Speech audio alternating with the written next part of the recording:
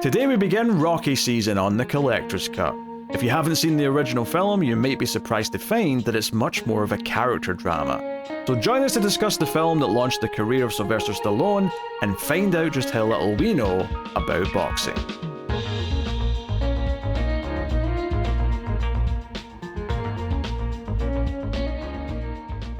Welcome everyone to the Collector's Cut. I am Peter, and joining me as always is David. You're gonna eat lightning and you're gonna crap thunder. This is a movie podcast. It is a brand new season of the Collector's Cut starting today. We are setting out on our voyage across the seas that are known as Rocky Ocean. That was a crappy sentence. I was gonna say, should we just start over? No, we shouldn't. No, I don't have to hide. I don't have to hide when I make a bad. It's not even an analogy, just a.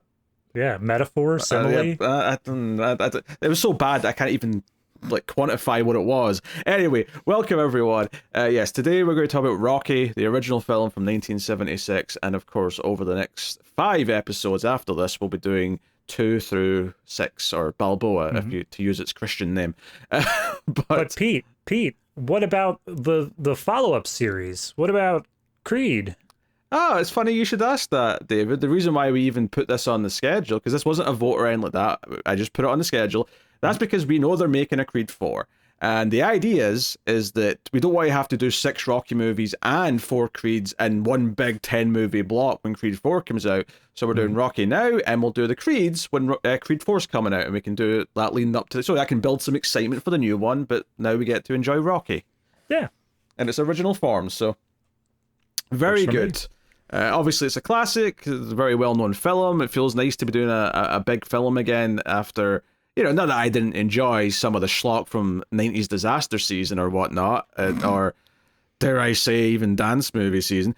But it's nice to be back to this is a real movie that actually was nominated and even won, I think, some Oscars. So yeah, I was actually just looking up when the last time we did any sort of actual Oscar winners was, and it's been a while. Yeah, not that I care too much about winning Oscars so much as I just care about, this feels like an important film in pop culture, right? It feels like something that people know and care about, and it's nice to get back to something like that. So yeah, we start our new franchise, and we'll go one by one. We'll start spoiler-free, of course, as we always do. We'll give you a warning before we get to spoilers, just in case you haven't seen Rocky and want to get some general feelings on it before you finally dive in, maybe because you're younger and you haven't sought it out yet, or maybe you've just somehow avoided it for however many years you've been alive. But regardless... we're going to get into it. Before we do get into the main topic, though, I'll just say if you're enjoying the show, do hit the like button. Helps out a bunch if you do. And you can get bonus shows every month over at patreon.com/MailFuzzTV with me and David. I'll tell you more about them at the end of the show, though. So I'm going to make a prediction right here that David's favourite scene of this movie is the scene where Rocky beats meat. I will make no comment. No, why not? Unironically, it is actually a good scene, but when you phrase it like that, I just don't want to say anything. He started punching meat, and I just thought, there's opportunities here. There's so many opportunities, and I'm not going to waste it. So, yes, Rocky beats meat. That's something that happens in this movie. So I'm sure you want to check out the movie now, right? Yes, everyone's wasn't that Stallone's background? Wasn't that a thing where before this movie and he made it big, he actually was in a few pornos? Yeah, I think so. I don't know. I mean, I don't know to what extent he was in them, but yeah, I think I have heard that. Yes, yes. I'm sure he wasn't just beating meat in them, though. That's fair. I mean, maybe there's an audience, a very specific audience for that, but maybe not a widespread one. This is the days before you had lots of niche markets on your various websites. You had to go to theaters to see this sort of thing back in the 70s. So that does not seem sanitary anymore. I think it seemed sanitary back at the time. People just put up with it because what else are they going to do? That's true. That is one thing that I'll give this movie, though, is that it feels like the 70s. I feel that sort of dirt and grime, even though we're not even in New York. We're in Philly, but it's the same sort of vibe going on. Oh, yeah, it feels grimy. It should. It was made then, so there's no reason why it shouldn't feel that authentic. There's a reason why we think of what a gritty kind of city atmosphere is, and this is one of the movies that contribute towards that. They went through painstaking effort to time a lot of their shots when the train was going to go by. They had like a guy down the tracks, like with a walkie-talkie saying, "Oh, the train's coming, it'll be like 30 seconds," and then they start their shot so that it would be timed nicely for a scene of Rocky walking past or whatever. And that's just one of those little things where you think of a movie in a city of like having like a vibe, and you're like, oh yeah, the train going by as they're walking down the street, like. You know, the effort. It's not like they had control of the train. It wasn't that big budget a movie where they had like complete control. It was like, no, we're just going to wait until the train goes by, and it'll give us production value. Right. That's actually one thing I loved reading into this movie after I watched it, was just how low the budget was and how many crazy things they had to do to try to make up for it. And it once you can read about that, you can really see it in the movie. Yeah, you know, I think Stallone as well, he wrote the script for this movie, right? Which is something that I think most people always forget until they see it pop up in the corner and they go, oh, writer Sylvester Stallone. And I don't remember the exact context, but he, in agreeing to let him star in the movie because the studio didn't want him to, he agreed to not get paid for one or the other. I can't remember which one it was, but he basically got paid less as a sort of like make good to let him star in the movie. So... Right. You know, this was kind of him making his big shot, much like Rocky in the movie, taking his big shot, as it were.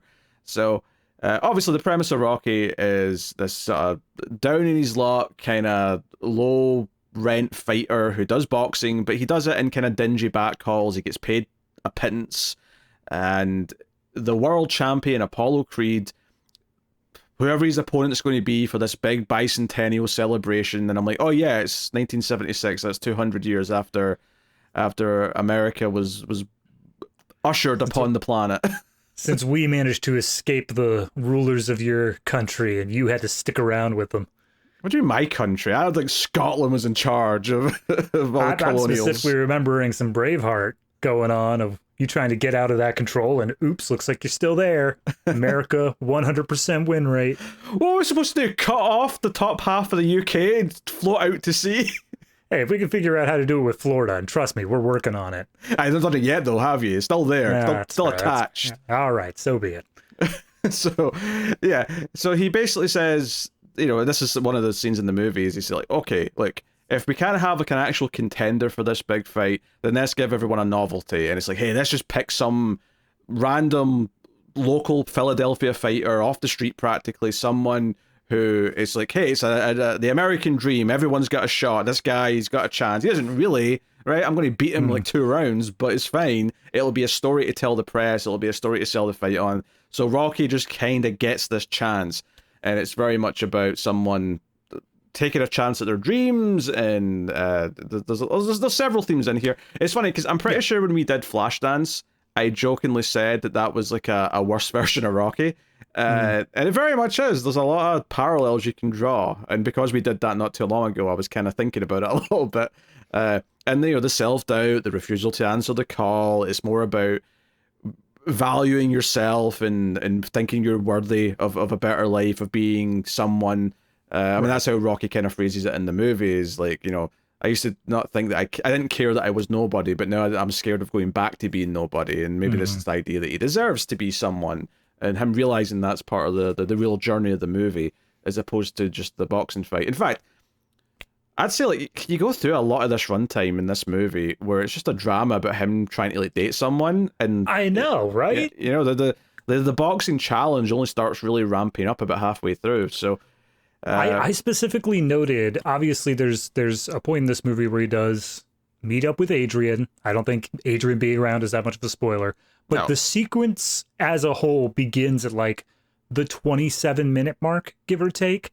And then, I mean, it goes until like the 53-minute mark. Like it takes a full half an hour of the start of the movie of just them going out on a date. And I'm amazed that it goes that long. And they talk about him being a boxer, but they don't forward the plot. They don't continue and say like, oh, Apollo Creed's doing this or whatever's going on in regards to that. It's a character drama. It's a character drama first. Obviously, the sequels sort of shift in another direction the more it goes, because, hey, this is what the movie's known for. So, and the same way that Friday the 13th Part 1 isn't really a Friday the 13th movie. It's not until...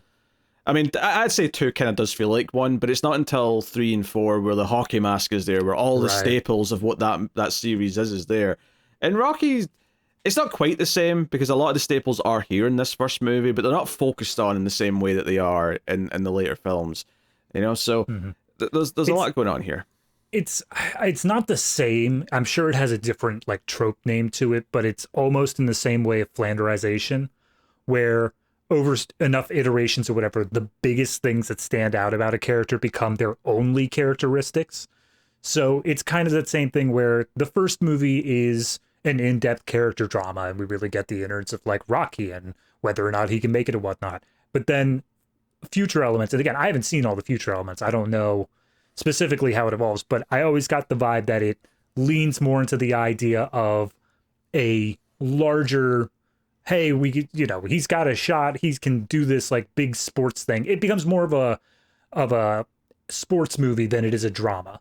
Kinda, yeah. I mean, I don't think it's fair to say it's Flanderization in this case necessarily, right. But it definitely, it's like, okay, here's the parts that people remember, so we're going to make that more of an emphasis. And the later movies are definitely a bit quicker paced. They don't feel quite as much of a slow drama early on, I don't think. Right. They start off a bit more bombastic, I would say. Two is kind of a middle ground, but then once you get to 3, you're in kind of like, this is an 80s movie now. This is, this is big. You got Mr. T, Hulk Hogan's even in there, right. All that stuff. So, I mean, I'm not going to spoil my thoughts on the rest of the movies, but I will say that there's different types of Rocky movie that I do like for different reasons. And to be honest, there's only one that I actually don't like. And, all right. We'll get to that when we get to it. But with all that said, well, first of all, had you seen this before? I definitely have, but it has been well over a decade, probably approaching 2 at this point. It's been significantly long time, which, again, I've kind of forgot how much of a drama this is compared to a sports movie. Like, I was kind of, all these interstitials in this movie that focus on Apollo Creed, like setting up the fight and Rocky doing his training montage, I pictured that in my mind as the whole of the movie, and these little dating Adrian and like trying to figure out his place and whatnot, that was like the back matter rather than the reverse, which it actually is. Yeah. So, well, that's it though. Well, what did you think of Rocky? Would you be surprised if I said I hated it? I mean, I loved it. I love the movie. It's a fantastic movie. I think that the biggest part for me about it is that it would be very easy to do an underdog story where like nobody believes in him, where everybody's just like, oh, you don't stand a chance and like blah, blah. And there are plenty of characters in this movie who do that. But I think the part that by the time you hit the end of the story is everybody in Rocky's life, and it feels by tangential the entire city of Philly, more or less. Everybody who's been like knocked down and is like basically spit on by the city or the system, whatever. All of these people want to see Rocky succeed, and you get it is much more of a cultural thing than it is just a single man story of whether or not he can go the distance. And I really like that because I don't think I recognized that the first time I watched it, of how much even the side characters are really living vicariously through Rocky throughout this and wanting to see him succeed just to say somebody was able to do it.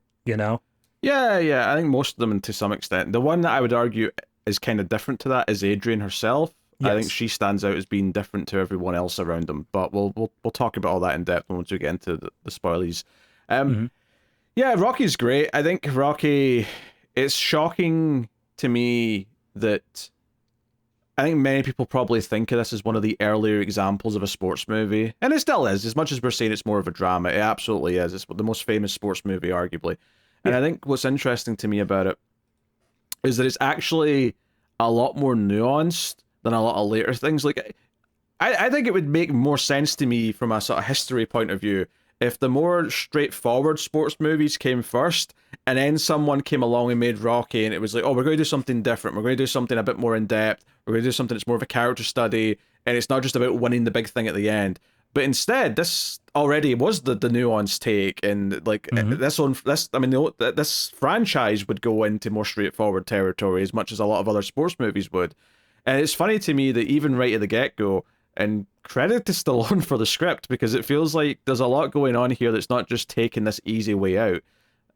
It's, I mean, I don't know if Stallone often even came close to the sort of critical praise that this movie has. I think the one that sticks out in my head, and this is again just as an actor rather than a writer, which again, I don't even know if I can name anything else that he's written except maybe some of the later Rockies or Creeds perhaps, but you know, I'm thinking Copland was very, you know, prestigious and good, and there's maybe a couple other ones, but he, you know, he did a lot of action movies, he did a lot of sillier movies, he did, you know, your Demolition Mans and your stuff of that ilk.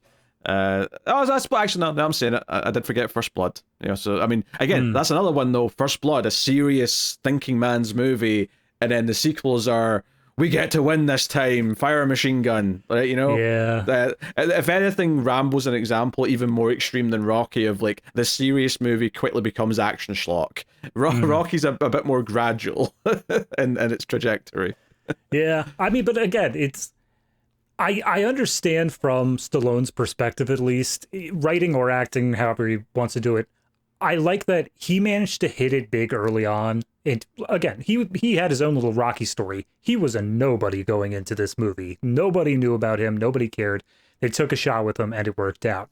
But I like that he basically just really hit it big early on. And for the rest of his life, he just does like what he thinks is fun. Like, he doesn't have to worry about doing all the thinking man stuff. He's like, yeah, I succeeded. I'm not going to, like, try to keep on striking lightning over and over and over again. No, sometimes he just slums it and writes and directs an Expendables movie. Yep. Which... That's what I'm seeing here. The screenplay by for Expendables. 1, 2, 3. Not 4, though. And that... I don't know if that's a good thing or a bad thing, considering what we thought of Expendables 4, but... Yeah, I wonder to what extent though some of those credits are just because he did the first one and it's like, oh, based on characters by, so on IMDb it says he was involved. It says screenplay by instead of based on characters by, but... fair enough, yeah, maybe he did co-write all the first 3 at least, I don't know. But yeah, so... No, the performances are very good. The characters around Rocky don't feel like they're spoon-feeding you what their purpose in the story are. They are a bit more realistic and down to earth. It really feels like the story of someone who comes from the grubbier part of the world. And I'm not insulting Philly when I say that. I just mean in the sense that, you know, like the neighborhoods he's in, the you know, it's a lot of people who are low income. It's a lot of people who are struggling for survival. You know, his friend Paulie, who's also Adrian's brother, is constantly wanting a better life for himself. He doesn't like where he works. There's a loan shark that's in the story. There's a lot of just seedy characters and just a bad environment, you know, that sort of surrounds. And the idea of having a bit of hope in the middle of all that's a dangerous thing. It's a bit Shawshank, right? Hope, you know, fear will keep you prisoner, hope will set you free. But no, hope's dangerous. That'll give you hope, I guess, and then it'll be crushed. I like how you said there, you know, they've got a loan shark, a lot of seedier characters. And that's true. They do have a lot of seedy characters, but there's not a villain to this story. There's not a character, like, you're not looking at a character saying like, oh, that guy is unable to be redeemed. He's just the complete asshole of the story. Everyone in this story has redeemable traits to them, and they do a fantastic job of demonstrating that through their characters and their interactions with other characters as well. I will raise you the driver for the loan shark. Hey, his prostate was acting up. He's like a minor bit character, but he is just a dick every time he's on screen. Yeah, but even then, the loan shark's making an excuse for him. He's like, look, he's in a bad mood. His prostate's acting up. Don't worry about it. I don't want to hear that as an excuse from anyone ever, why they're in a bad mood. My prostate's acting up. Shut up. Okay? Yeah, nah. I would love to hear it as an excuse only to shut it down and be like, and... Now, obviously, Bill Conti's music is very famous. The Rocky fanfare is very, very well known and memorable for a reason. It does get you pumped up. You know, you get a little taste of it right at the very start, but then when it cuts in properly, once we get into the back, like half hour of the movie for the training sequence and everything else, it does feel great. It's really funny to me that this same director and composer combo went on to do The Karate Kid, which kind of, like, you can hear some similarities in the score, but you can also feel like, hey, this is weird that it kind of has a similar story. It's a bit more teen focused because it's a teenager, but the ending is very similar. And I won't say what it is because we're not in spoilers yet, but there's a very similar ending to Karate Kid to Rocky. I fully expect the studio just approached the director and was just like, hey, remember how you made Rocky like 7-8 years ago? We are trying to hit the new teen market that's going out to the malls. Give us Rocky for kids. And hence we get the Karate Kid. The most notable difference is probably that Mr. Miyagi is much nicer than Mickey. Again, for the kid audience. Could you imagine Karate Kid with a Mickey in it? Just yelling at him the whole time. Daniel, you little snot-faced brat, get over here. You're never gonna do anything. God. So just on the score real quick, I've realized something about myself. And that is, if you can take your main theme and turn it into like a sad piano theme, you instantly get like +5 points from me. Because I'm a sucker for that. Anytime, whenever I heard the little sad piano version of the Rocky theme, I was like, yeah, that's so good. I mean, yeah, I always like when movies do that. And I think sometimes they probably do it more than you realize. It's just sometimes movies don't have recognizable enough themes that you even notice they're doing like a sad version of the same piece. But yeah, it is definitely in here. Yeah, like we say, the locations are a big part of this. It really feels like it's a part of the city. You know, you get a few of the more iconic locations. You see them, you know, out by the docks. So you get the water in the background and all that. You know, it does a lot of those things. They mention the bell. I don't think you ever see the bell, at least not up close. But you do. Nah. You do hear them talking about the Liberty Bell and all the rest of it. I mean, I don't know the exact layout of Philly, but from the way I remember it, there's a downtown area, which is where pretty much all this happens. And then the stuff with like the Liberty Bell is much more cordoned off on like the historical part of town. But, you know, feel free to correct me for anyone who's actually spent more than 2 days in Philly, because that's all I got. Don't you live like relatively close? Relatively, for your weird United Kingdom thing, where like a 6-hour drive is a day thing, and for us in America, it's like, well, sometimes you just got to do that. I'm just saying though, like, you think someone who's in the state of Philadelphia, or the same state as Philadelphia, is what I mean to say, you'd think you'd visit the most famous place in the state, but I mean, I'll pull up the maps right now. I'll see how long it would take me to get there, but I guarantee you it's going to be at least 4 hours. I guess not bad. All right, here we go. Current driving time from home. Yeah, don't dox yourself. That's a good start. No, not Home Depot, you stupid. All right. Actually, you know what? Maybe I am overestimating significantly. Because it takes 4 hours to get to Pittsburgh from where I live, but it actually only takes 2 hours to get to Philly. So that's half the time. Is half the. You know what? I'm gonna go to the Liberty Bell. I'm doing that this weekend. That is close enough to just have a day trip. It is. I mean, the downside is you get like where they signed the Declaration of Independence, the Liberty Bell, and then the steps that Rocky climbs. Yeah, Rocky steps. You get the Rocky steps. That's it. That's all you got. I love that those steps or that building probably has like a real important name. But ever since 1976, they are the Rocky Steps. It's actually the Philadelphia Art Museum, and I have been on those steps. That's where I went part of my 2 days there. Of course you did, because it was more important than the Declaration of Independence. No, seriously. I did not see the Liberty Bell. I did not go to Independence Hall, but I climbed the Rocky Steps. And there's a statue of Rocky there as well. Apparently they wanted to put a statue of RoboCop in Detroit, but they wouldn't let them. That sucks. Just give it another couple years. Someone will come around on that. Apparently Detroit didn't see RoboCop as inspirational to their city as Philadelphia did to Rocky. What was the name of the new city that they were trying to build? Delta City.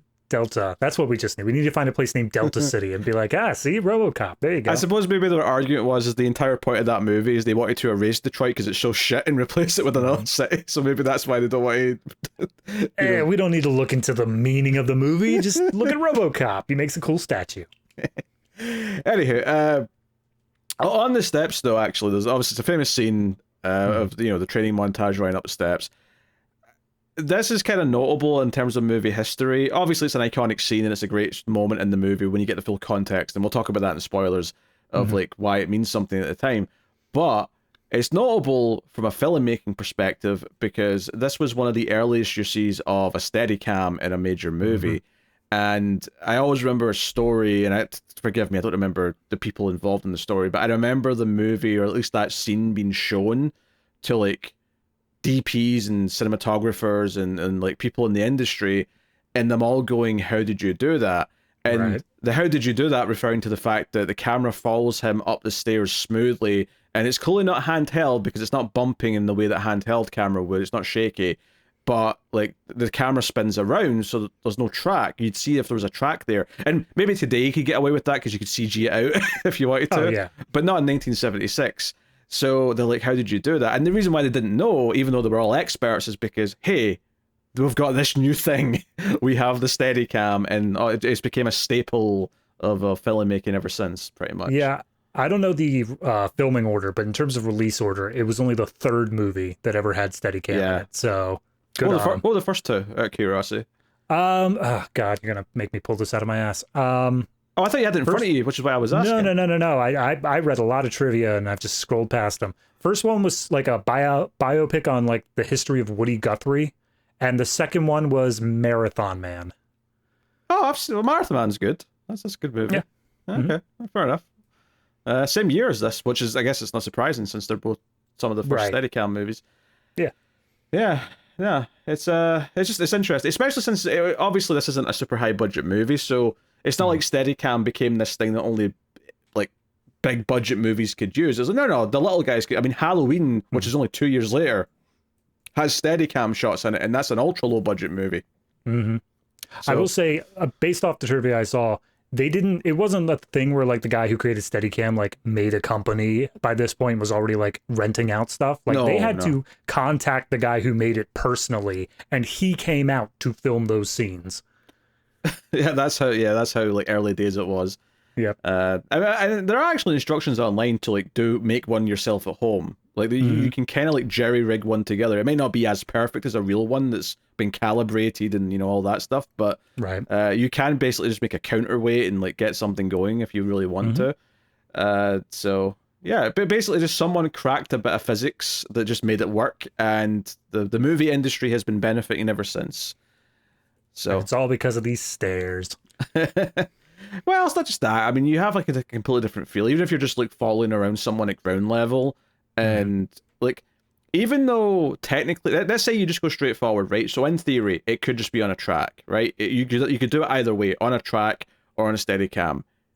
They both still look different, and you can tell the difference, right? If you're looking for it, there's a slightly just different feel to it, and it's just another option that directors and cinematographers have of like, what do we want this scene to feel like? Because a Steadicam, even though in theory, if you're just going straight forward, is it any different from just being on a track? In theory, it's not, but it has more of a sort of floaty quality to it, whereas a track feels a bit more like, I don't know, just like grounded, I guess. I don't know, it feels more like locked in, because it literally is locked in.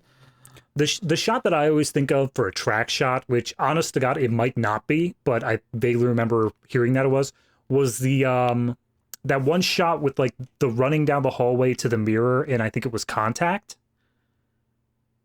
Do you know what I'm talking about? I mean, vaguely. I've only seen the movie a couple of times, so I don't remember it that well, but I know. That's fine, but it just has a very like floaty feel to it. It has a very much like, you feel like the camera is not actually held by anyone or like moving in a way that a human would move. It's just very mechanical in that way. And it's not bad, but it is a different feel to someone who's able to quickly like turn left or turn right to capture, and like the tiny little motions that are still picked up regardless. Yeah, although what you described there is how I describe a Steadicam shot, not a track shot. Okay. No, but like the second half, I was describing the Steadicam shot.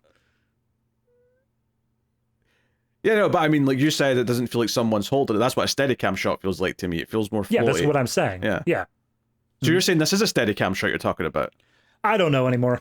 I thought you said it was a tracking shot you wanted to talk about. It was a tracking shot, but I'm saying that the ability, the more like locked in, I don't know. For me, maybe I'm just describing it the same way as you, but different. But for me, it just felt a lot different, but it feels more, I don't know. It feels more mechanical, and it feels like there's less human involvement for me when it's on a track. When it's Steadicam, I feel like there's still a little bit of that human element. It's just not jittery and bumpy in the way that it would have been prior to that.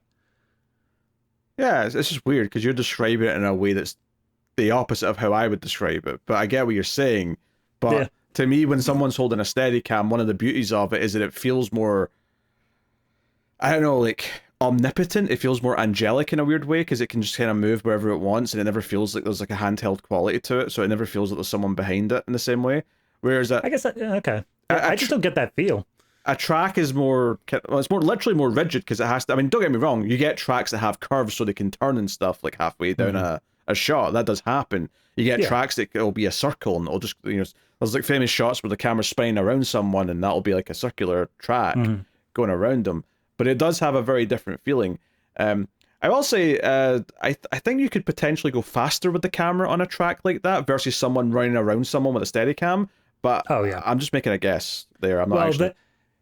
At this point, yes, but then eventually you reach the thing where they like take a Steadicam and mount it onto the back of a truck, and then all of a sudden you get those cool like action scenes and stuff, which obviously are different from a track as well.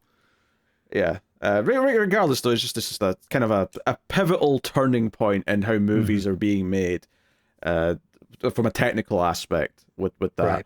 Right. Obviously, this movie in general, along with a lot of other stuff in the 70s, I mean, this is just a great example of how cinema changed, going from the golden era into the 70s, where at the end of the 60s, get to the 70s, you started getting these more grittier films with more realistic characters that were tackling tougher, more nuanced subjects.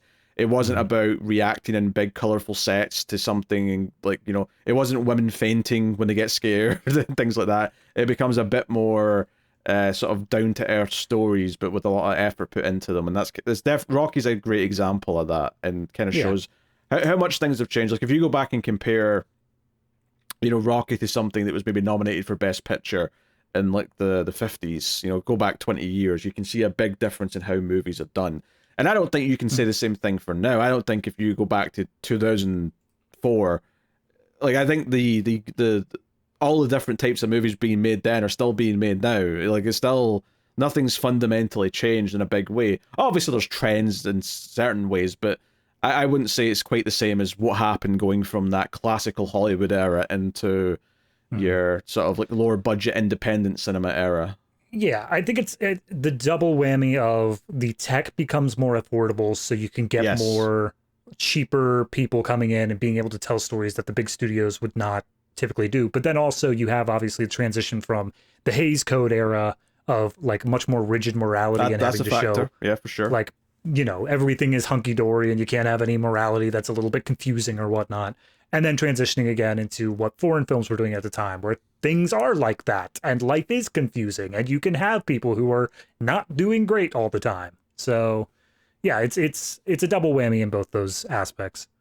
Yeah, there's just a lot of changes, and I think a lot of it was also just hungry young filmmakers who, like, you know, young Spielberg, young Scorsese, young whoever, try to prove themselves by doing things that the big studios wouldn't dare to do. And of course, fast forward another decade or so, and you've got these studios chasing after these directors saying, hey, come make movies for us because you've proven that people want your movies. And that's kind of the trajectory. Although, admittedly, the director of this one, I don't feel like, I mean, yeah, we said he did Karate Kid, but I don't feel like he made a, like, I have to check his name, John G. Avildsen. I couldn't have told you that off the top of my head.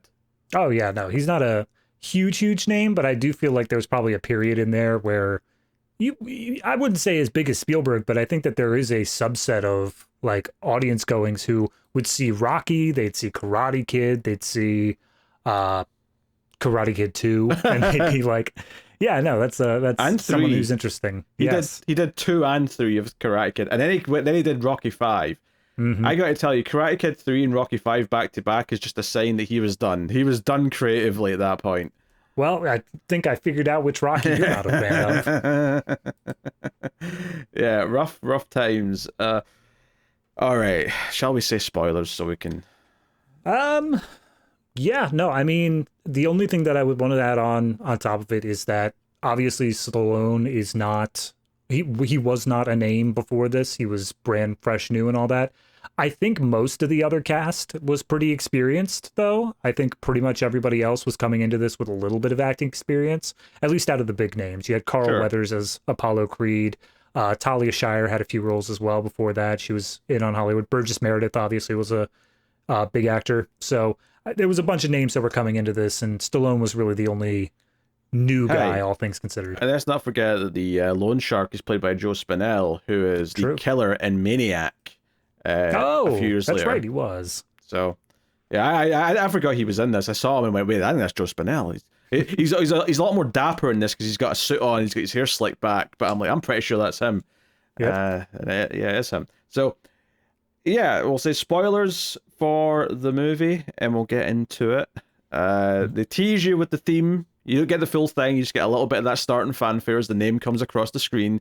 And we get an example of Rocky fighting in a small crowd, dark, dingy, little room, not a lot of people. And I think what's notable about the fight itself is that it's kind of just going backwards and forwards. And then this other guy headbutts him. And it feels like before that point, Rocky's like he's matching him, but it doesn't feel like he's got the fire to actually like win. And then Go ahead. I was just gonna say, he gets pissed off after the headbutt, and then that's it. He just starts pummeling the guy, and then that's it. He's won. Yeah, up until that point, he keeps on tanking all the hits. Like, the guy's throwing punches, he just takes them. But then anytime that he's, like, backed into a corner or something like that, he just, like, grapples with the guy. I know there's an official boxing term. I can't remember exactly what it is. But, he essentially just puts a big hug on him and doesn't let him go until the ref comes to break it up, and then they can start fighting again. And it's only once he gets headbutted and you feel that there's this, like, not anger, but there's this new fire to him underneath, and he just starts beating the crap out of the guy and knocks him out. I mean, I think that first thing you said there is a really important part of this movie, is that he just keeps taking the hits. And that kind of describes how Rocky's life is, where he just keeps taking the hits. He's accepted what his life is. He's not taking the big chances. And where you really start to compare it to something like Flashdance and what I was doing, thinking about it, is this idea that, this movie's about him wanting to try and make it big. He took some easy way outs. Mickey accuses him of that a little bit later, where he's like, hey, you could have been a contender, you could have been someone, but you chose to be not a hitman, like a debt collector for a loan shark. Like, that's what you are. That's how you make most of your money. And I think this idea of him accepting that he maybe does deserve more, even though he's not that bright, because he is. I think Rocky's a character who is wise in many ways, but he's not intelligent, right? And I think there's a difference there. He repeats a lot of sentences. He says, you know what I mean, like 50 times in this movie. And at a certain point, I wanted to punch him just because I was sick of hearing it. But he has that thing where he repeats a lot of stuff. He kind of dances around points. But he does have that thing where in the middle of him rambling on and repeating stuff, there'll actually be like a real concern in there, or a real bit of wisdom where he's trying to give someone advice, or where he's trying to actually be good to others around him. And I think if nothing else, the opening segments of this movie after the fight show you repeatedly, because this opening fight and the preceding scene in the locker room where he's getting paid a pittance, where he's like, hey, you got like $75 for the winner's share, but you take off the rent of the locker room and the tax and blah, blah, blah, $40.72 or whatever it is. Here you go. And it's like, that's all he got? He just went through that, and that's all he got? And admittedly, I'm sure it's more money in 1976, but still. Yeah, I'm looking it up. I will guess $150 in today's money. That sounds pretty fair. Here, hold on. I got one thing here. 1976, $1 turned into $5.52. So multiply by 5. Oh, so 200. But 200 then. About $200. Okay, fair enough. But regardless, this opening section is very much about showing how miserable kind of this element of his life is. It's not glamorous. It's not happy. It's not like he's doing this for glory. He's not happy afterwards, like he's proud he won. Like when he's sitting in that locker room with the other guy and they're both just kind of bloody and beat up, there's no happiness here. They're not like raring to go or anything like that. It's so weird, because obviously this is something that Rocky has put a lot of time into. It's who he sees himself as a person as we get further down the road. He says, I'm not a singer or a dancer, but this is what I can do. I can fight. And I like that aspect where it shows that he may not be very happy with like being a fighter. It may not be something that gives him joy, but it gives him contentment. It gives him a feeling of this is something that I can do for myself, where it feels like, you know, all these other things in his life he has no control over, and it's life has always just been knocking him down over and over and over again. And this is the one thing where he does have that little bit of, okay, but there's always that chance I could make something of myself here. It's like why people would play like the lottery or something. There's just that chance of eventually being able to hit it big and be able to get out of your current system. But I think there's definitely an element of, though, he made choices. He took the easy way a couple of times and didn't pursue the actual big dream. You know, that's kind of what Mickey accuses him of, and it does kind of seem to be the case that, much like the character in Flashdance, funnily enough, just kind of making excuses. In fact, one of the things that I really noticed in the early sort of half hour or so of the movie is how much he keeps making excuses after the fact to kind of say why something doesn't matter, or he doesn't care that something bad happened. You know, an example early on is he goes to Mickey's, because it says like boxing training gym that he goes to, and his locker, he goes to like undo his combination on the lock of the locker, and it doesn't work. He tries it a second time, and then eventually lifts up his hat, and he's got a bit of paper with the code on it because he forgets it, and he puts in that. It doesn't work, so he bashes it open, and there's like some other guy's stuff in here, and he's like, "What the hell?" And it turns out that Mickey has chosen to take away his locker because, you know, there's no future with him. Like, he doesn't want him in his gym anymore, kind of thing. And also, there's another like new guy who Mickey does see a future with. Yeah, someone he's he's excited about this new guy. And obviously, Rocky's clearly pissed about it, but in the very next scene, when he goes to see Adrian at the pet store, he's like, "Oh, they took my locker. I've been 6 years and they took my locker. But that's okay, I don't care. I mean, a locker's bad anyway, you know, people figure out the combination." He makes these, like, retroactive excuses why it's actually a good thing that this happened. And that's something he does a lot throughout this movie, where he'll, you know, especially early on before he goes through his character growth, where he'll make excuses for why something's okay and that he's not bothered, but he very clearly is. In fact, it's a big moment in the movie later on when he says, all those things they said, you know what, I said they didn't bother me. They did bother me. It's actually a big character moment when he says that. Yeah, absolutely. That was a very strong moment for me that I definitely took notice of. But no, I really like how early on in the movie here, we get to see his behavior with a bunch of other people. It's not just Mickey. It's not just whatever. Like, we see him go into this pet shop where if anything, works. Mickey comes in surprisingly late. Like, or even Polly. Even I feel like you see him interact with like 4 or 5 people in different scenes before you finally get to Polly, because Polly doesn't show up until you get to the bar. But there's obviously a lot of this sets up what Rocky's doing with his time, but it also sets up that he is a nice guy. Like, he goes out of his way to help like just different people. You know, he's supposed to break the finger of the guy that he's to get money off of if he doesn't have it, but he just doesn't do it, right? He acts tough and intimidating, but he doesn't want to actually hurt the guy. Yeah. So he just doesn't. There's like a homeless drunk guy outside a bar at one point, and he just picks him up and takes him out of the bar and sits him down next to someone because he shouldn't be out there. It's cold outside. Which, going back to the loan collecting thing, I really appreciate that as a character bit because it's ballsy to have your hero character be essentially a mob enforcer. Like, that's ballsy on one hand, but I also like the fact that they use that as an example of showing he doesn't just enjoy violence. It'd be very easy to say he's a boxer, he just enjoys the thrill of the fight. He wants to get in there and beat something to a pulp.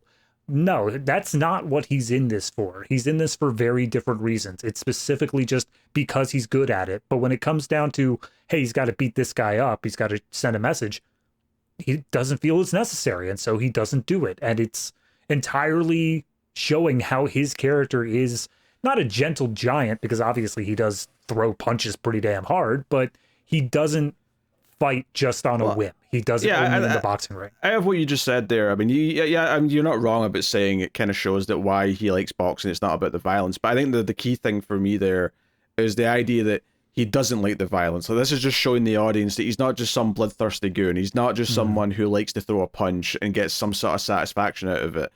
Right. the boxing is very separate from how he actually treats people on the outside. And it's showing that he is the hero, right? This is the hero's journey. This is our hero. There's reasons to like him. There's reasons to... I mean, if nothing else, this is probably the first big reason to latch on to him, right? Mm-hmm. Yeah, there's a couple of sad moments where he's just in his apartment talking to his fish and he puts ice on his head, right? And he's kind of sad, and it's a really small, tiny apartment, and you get this vibe of what his life is. But this is the moment in the movie where it's like, no, he is a good person. He chose not to do... Even when the loan shark afterwards starts chewing him out for it, he's like, nah, you know, I mean, okay, fine, I'll do it. I'll break his fingers next time. But, you know, I think he's good for it. I think he'll be fine. He just kind of tries to talk his way out of it, even though he's never really got a good excuse or says why he feels that he shouldn't have done it, right? That's a big thing with him, is that he always talks around how he feels and why he feels the way he does. And that's a big part of the arc of the movie, is that by the end, he does know what he wants and he does feel self-confident and all these things. So, that's... Rocky at no point in this movie... up until I think I would say the confrontation with Mickey later on. But no point in this movie does Rocky really take a stand for what he believes in during this entire first half. Every single time there's something where someone puts him up against and says like, okay, you're going to do this. He's just like, yeah, I mean, sure. I mean, why not, sort of thing. He's very passive in not wanting to upset other people, not wanting other people to be like pissed off at him or do anything wrong in that regard. Just going back to the loan shark option of that, like he could have easily told the loan shark, like, yeah, no, this guy, he's going to be good for it. He said he would, whatever. He could have like explained himself, but no, he backed out. And obviously this guy, he's a loan shark. He's a tough guy. It makes sense. But even when it comes to him talking to Mickey later on, Mickey tells him like, hey, you know, you don't got a chance. I'm letting this other guy have it. He doesn't stand up for himself. He doesn't say like, no, I still got some in me. Give me another chance. Let me do this. He very much is passive and it's just like, all right, well, if that's what you got to do. And he just lets, like you said, it's choices that he makes that lets the world walk all over him. Yeah. It lets them take advantage of his kindness, essentially. And I think the dialogue and the performance always let you know on some level how he actually feels in the moment. He just never actually kind of goes with it. He never, like in that scene with Mickey, you can tell he's pissed off. You can tell he's angry, but he does back down when Mickey makes those statements. He doesn't really kind of argue and say, no, I can still be someone or whatever. In fact, honestly, the line later on where he brings up that he's 30, right? Because I think it's Polly saying, oh, my sister's pushing 30 and she's going to die alone or something. And he's like, yeah, I'm 30. And I'm like, you asshole, I'm 35, you assholes. Like, you're making me feel like I'm hopeless here with this talk. God damn it. I'm engaged, so I'm good to go now. I passed the bar. So one thing I really like in these opening scenes is the moment where he goes back to his apartment and he's talking to the turtles and fish and whatever, and he's having a full conversation. There's a moment where he picks up a thing of turtle food and he walks over to the mirror and he's like practicing a line. He's saying like, oh, there's more flies, there's more moths than flies, and he's like messing it up, and then he gets frustrated with himself. Fast forward to the very next scene, you see him going into the pet shop, and it turns out this was him just rehearsing a joke to tell Adrian to try to like get her to like him. It's smart to show him rehearsing the joke before we even meet her. It's just like a little like, what's he doing here? What's happening? Because honestly, this is one of the scenes where Stallone's doing his signature mumbling, and I'm like, what's he saying? It's something about what's going on here, Stallone? Enunciate. And obviously, you see him go into this pet store, and it's clear that he comes in here every day. In fact, because he walks past this place to go to where he typically works and does stuff for the loan shark and meets other people. He basically pops in on his way out from the house and the way back to the house at the end of the day just to see Adrian, who we later find out is Polly's sister, but we don't have that context the first few times we meet her. I mean, we don't even know who Polly is until like the 30-minute mark. So yeah, so he comes in and he just tries to make small talk, and you know, there's these little signs as well that, you know, she's throughout the movie, especially when you see how she is living with her brother, but even in the store, it's like her boss is kind of throwing her weight around a little bit.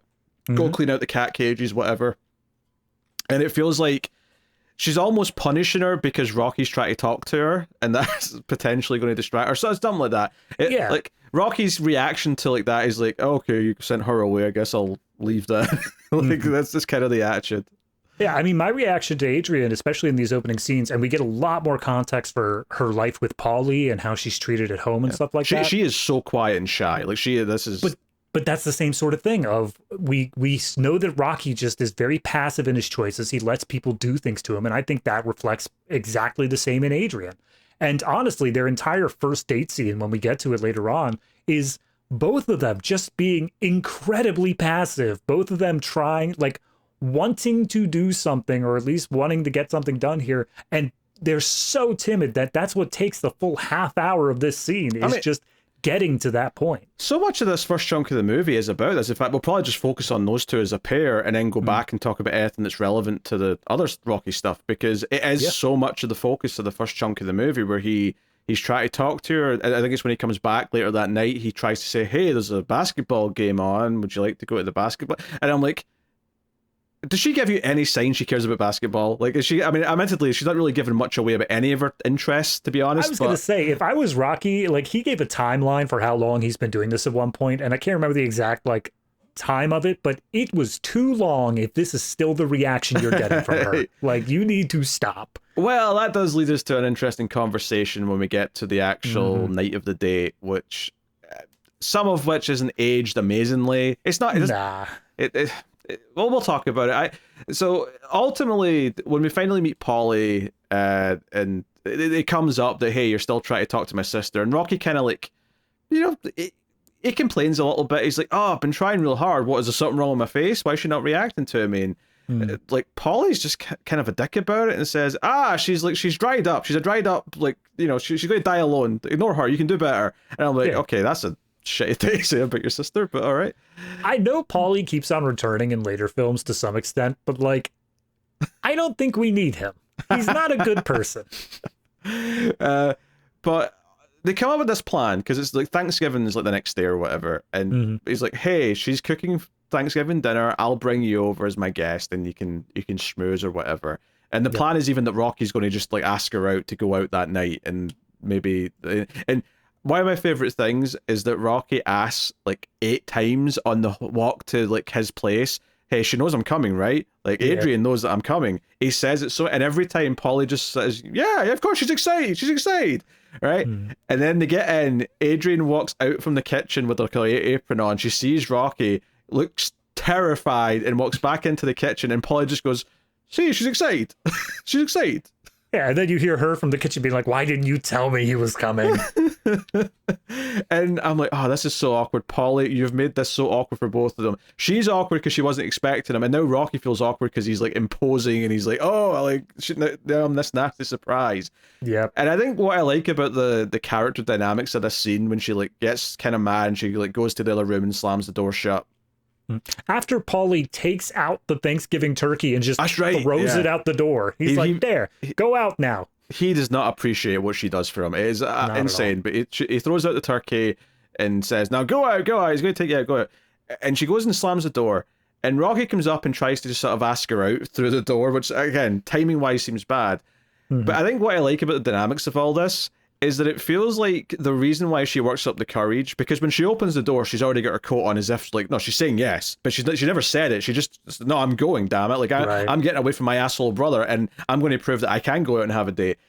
Is that I feel like she only works up the courage to actually have this response because her brother is such an asshole, beforehand, and this is like a statement of saying, I can do this. She's almost provoked into it in a way that's, like, she probably does need to break out of her shell. This is probably good for her to actually, do this, but it does come from this weird place because of how she gained the motivation and confidence, if you even want to call it that. I was going to say, it's a weird thing because obviously, part one, she really hates to be here with her brother right now because her brother is being a dick.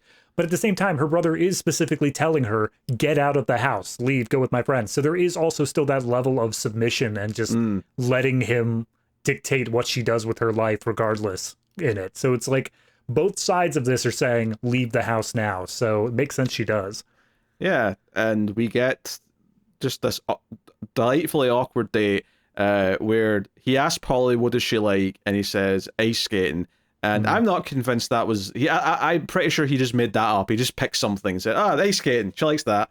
because I didn't get the vibe that when he takes her to the ice rink and it's shut because it's Thanksgiving, which by the way, Thanksgiving and 4th of July for me, those days are the days where I'm annoyed that all my American content creators have taken the day off when it's not a real holiday. That's what fair. those days are to me. I'm like, why is no one put anything out? And I'm like, oh, it's Thanksgiving, that's why, bastards.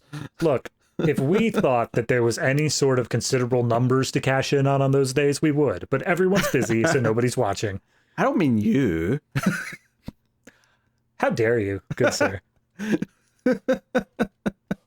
Anyway, but I can't think of a better visual to show the awkwardness of their pairing, but also how different they both are, but kind of complement each other. And just how much like of a nice guy Rocky kind of is, than the fact that we get this visual where he won't ice skate because he had it was bad for his ankles when he started training when he was a teenager.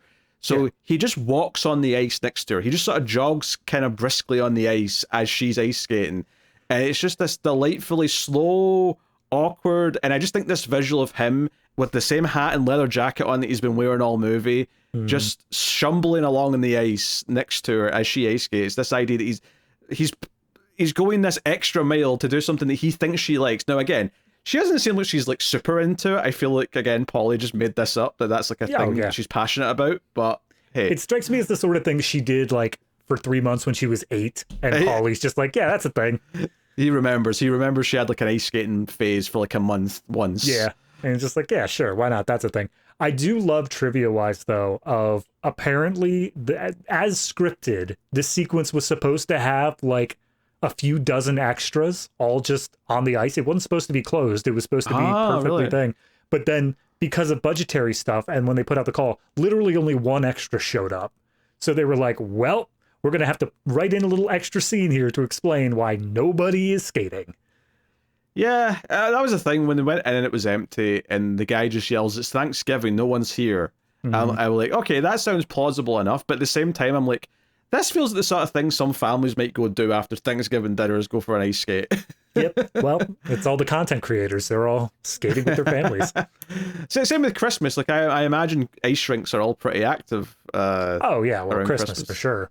Yeah. It's a winter-themed holiday. How else are we supposed to have a Hallmark meetup where all of a sudden one of them falls into the arms of the other because they're just so clumsy and they're escaping their hometown and their corporate thing? And I'm sorry, I've got a whole plot in my head now. Yeah. But yeah, so Rocky's like asking questions. He's effectively just talking about himself kind of nervously and sort of repeating himself. And she eventually works up some sort of question. She's like, not just quiet the whole time. She's like, oh, why do you fight? And he's like, well, my mom always said that I didn't get the brains, but I got the body, so use it in something you can. And she says, oh, well, my mom said the opposite to me, that I didn't get much of a body, but I've got brains, so I should use them. Yeah. And I'm like, yeah. And obviously this is kind of a setup for him saying later that, oh, we kind of fill in each other's gaps. We have different aspects we can help each other out with. I love this sequence as well because it's not all just one continuous take. It is like cut up as they're going around the rink. But the entire time you have the dude who agreed to give him 10 minutes. He's just calling off every minute as it passes. It's just like 9 minutes, 8 minutes, 7. And every single time you see Rocky looking up, just being like, we get it, man. Just let me have this. Yeah, you really get this vibe between these scenes and when she's with her brother. Not only the scenes we've had, but some of the scenes that come up later. Is that, yeah, she's just basically been, like, conditioned by him to think that she's always going to be alone, that she isn't pretty. In fact, the first time Rocky says she's pretty, a little bit later, her reaction to that is, don't make fun of me. Like, that's her reaction to it. So you really get this vibe, again, of the circumstance she's in that is really kind of, like, added to, like, her personality. And but it adds on to that same sort of thing that I feel like every character has in this, is that she's been beaten down so hard that there is no idea that things could be better than they currently are. Yeah, and whenever something good comes up, it's this idea of like, this is just a joke. This is just something being made fun of me. Yeah, or there's some ulterior motive, or there's some catch to it. It can't just be the good thing that it possibly is. Right. And in many ways, Rocky helps her gain some self-respect in the way that he ultimately is going to for himself by the end of the movie. That said, though, it is a little bit of a bumpy road, and the scene where he takes her inside and she doesn't want to go in at first, and he's like, come in, And he's kind of adorable the way that he sort of keeps pushing the front door open. Yeah. Right?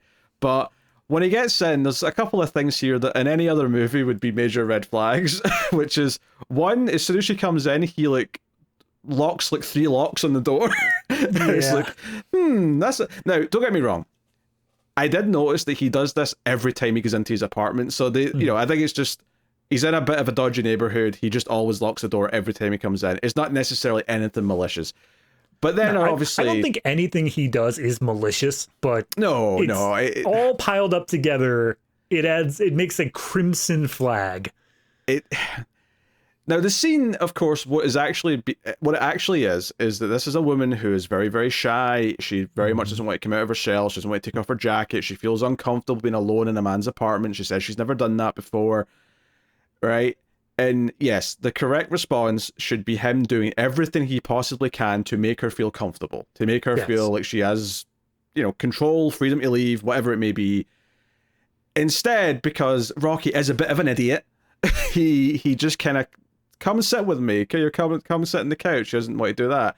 And there's a point where she goes towards the door, and this is the moment that really feels like it's aged, is he puts his hand up and says, "No, don't leave." And I'm like, Rocky, Rocky, my man. There's a bit right before that where she's like, "I want to call my brother." And he's like, "Why? Why do you want to call your brother?" He's like, "I think he might be worried about me." And Rocky, instead of just, I don't even know if he has a phone. It might be a thing where he just doesn't have a phone line. I don't think he does. I generally don't think he does. Yeah, but he's like, "Oh, well, if you want to call Polly here." And he just opens up the window and yells out, "Hey, Polly, I'm with your sister.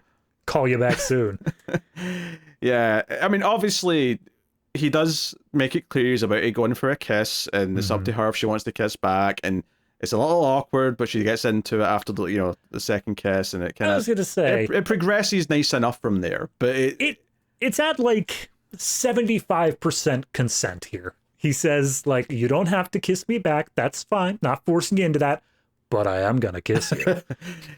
Yeah, it's one of these things. I think it's aged a little poorly, just in the sense of, I don't know if this is just obviously the times have changed a little bit. We're a bit more aware of what makes someone uncomfortable. I think the intention of the scene is that she is so in a shell that she needs, and yeah, of course, he literally bought turtles from her the day he met her, and he keeps talking to the turtles. So the idea of coming out of your shell, the metaphor there is pretty clear, right? She needs the other person to go the extra push to actually get her to provoke her out into actually having something. I don't think Rocky's doing anything bad, I don't think he's is intentionally doing anything bad, and I think his goal here to try and bring her out of her shell is admirable enough. But certainly from a modern context, there's definitely a few things that if this scene was written today, I think you'd write it a bit differently, just so that none of it feels, let's face it, a little bit rapey. Yep. I mean, that's, again, it's, in this context, it's about intention, and it also does result in the outcome as well. We see that after this scene, they're a couple. They're happy. They are dating. Everything worked out fine. She seems to be happier than she's ever been after this. So this is clearly, whatever. But it's that sort of thing where all you'd have to do is add a couple of music stings to this scene, and it'd be a horror movie scene. Oh yeah, absolutely. The moment that hand hits the door as she's trying to leave, you didn't even have to change that. You just like cut all music right there. That's all you need to do. Yeah, if you just cut to a different scene after that, it would imply. The implication from like cutting there would be quite bad. You cut to the shot of Paulie in the meat locker saying, "You screwing my sister," and Sylvester Stallone just looks up at him like wide-eyed, like, "What do you know?" Yeah, so, which is not to make light of it or whatever. It's I think it's good to have a conversation about scenes like this in older movies and how it portrays certain things, and how having your hero act like this with a character, with a woman, it's good to have the conversation, because you don't want this to be all of this to be carried over as good behavior that people in the real world should mimic in any way. And there are things here that Rocky does not do well, and I don't think it's because he's a bad guy. But I'm not convinced it's all intentional in the script that he's doing this poorly necessarily, and I think that may be a sign of the times changing. Yeah. But certainly, he does make mistakes here. He doesn't do everything perfectly. Look, kids, if you're watching Rocky and you want him to be a role model, there's 3 things you shouldn't do. 1, put your hand on the door as a woman tries to leave. 2, work for a loan shark. And 3, wear a black fedora and leather jacket. It's not going to look good. Don't try it. but it might work for us. It won't, Peter. I went through that phase. I did not have a girlfriend for a while. I just wanted to quote Arrested Development. That's all the reason I said that. I know. Do you know, I quoted 2 Arrested Development lines on Streams After Midnight that I recorded yesterday, and then I've just said a different line here today. I think you also mentioned them on the comics podcast like a week ago. You need to go back and do a rewatch, man. Apparently I do. It's just a very quotable show. Do you know what it is, though? It's because all the things I quote are all the things that people have turned into GIFs and memes that get used, so they stick in my memory because I see them often enough. Fair enough. I just the other day saw a chart of what does it cost, or it's a banana, what does it cost, $10? Yes. And they showed, like, based off inflation rates, that joke should only last until like 2062, and then it's going to be outdated. Then it'll just actually be $10. Yep. Yeah, that's fair. Oh dear. Okay.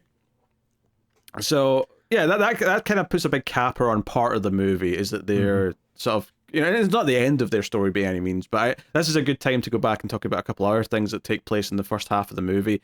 There's one scene that I really want to point out, and it's actually in many ways our introduction to Creed. Right, the first time we see Apollo Creed is on the TV screen. I think it's in the bar, I want to say. Yeah, it's just after he got done talking to Polly for the first time. Yeah, and Creed's on, and this is when Creed still thinks he's fighting the other, you know, boxer that he's planning on fighting, before he finds out he's injured. And he's basically doing some press. He's talking about the fight and America's birthday and all the rest of it. And he's very suave. He's a very good speaker.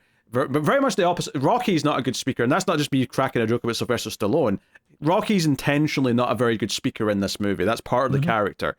And here's Apollo Creed, and I think the bartender says something, this clown, and, you know, maybe the bartender's just racist, maybe he's whatever, but Rocky's like, he's not a clown, he's the world champion. Look at him, he's like classy, he's like, you know, he's the best.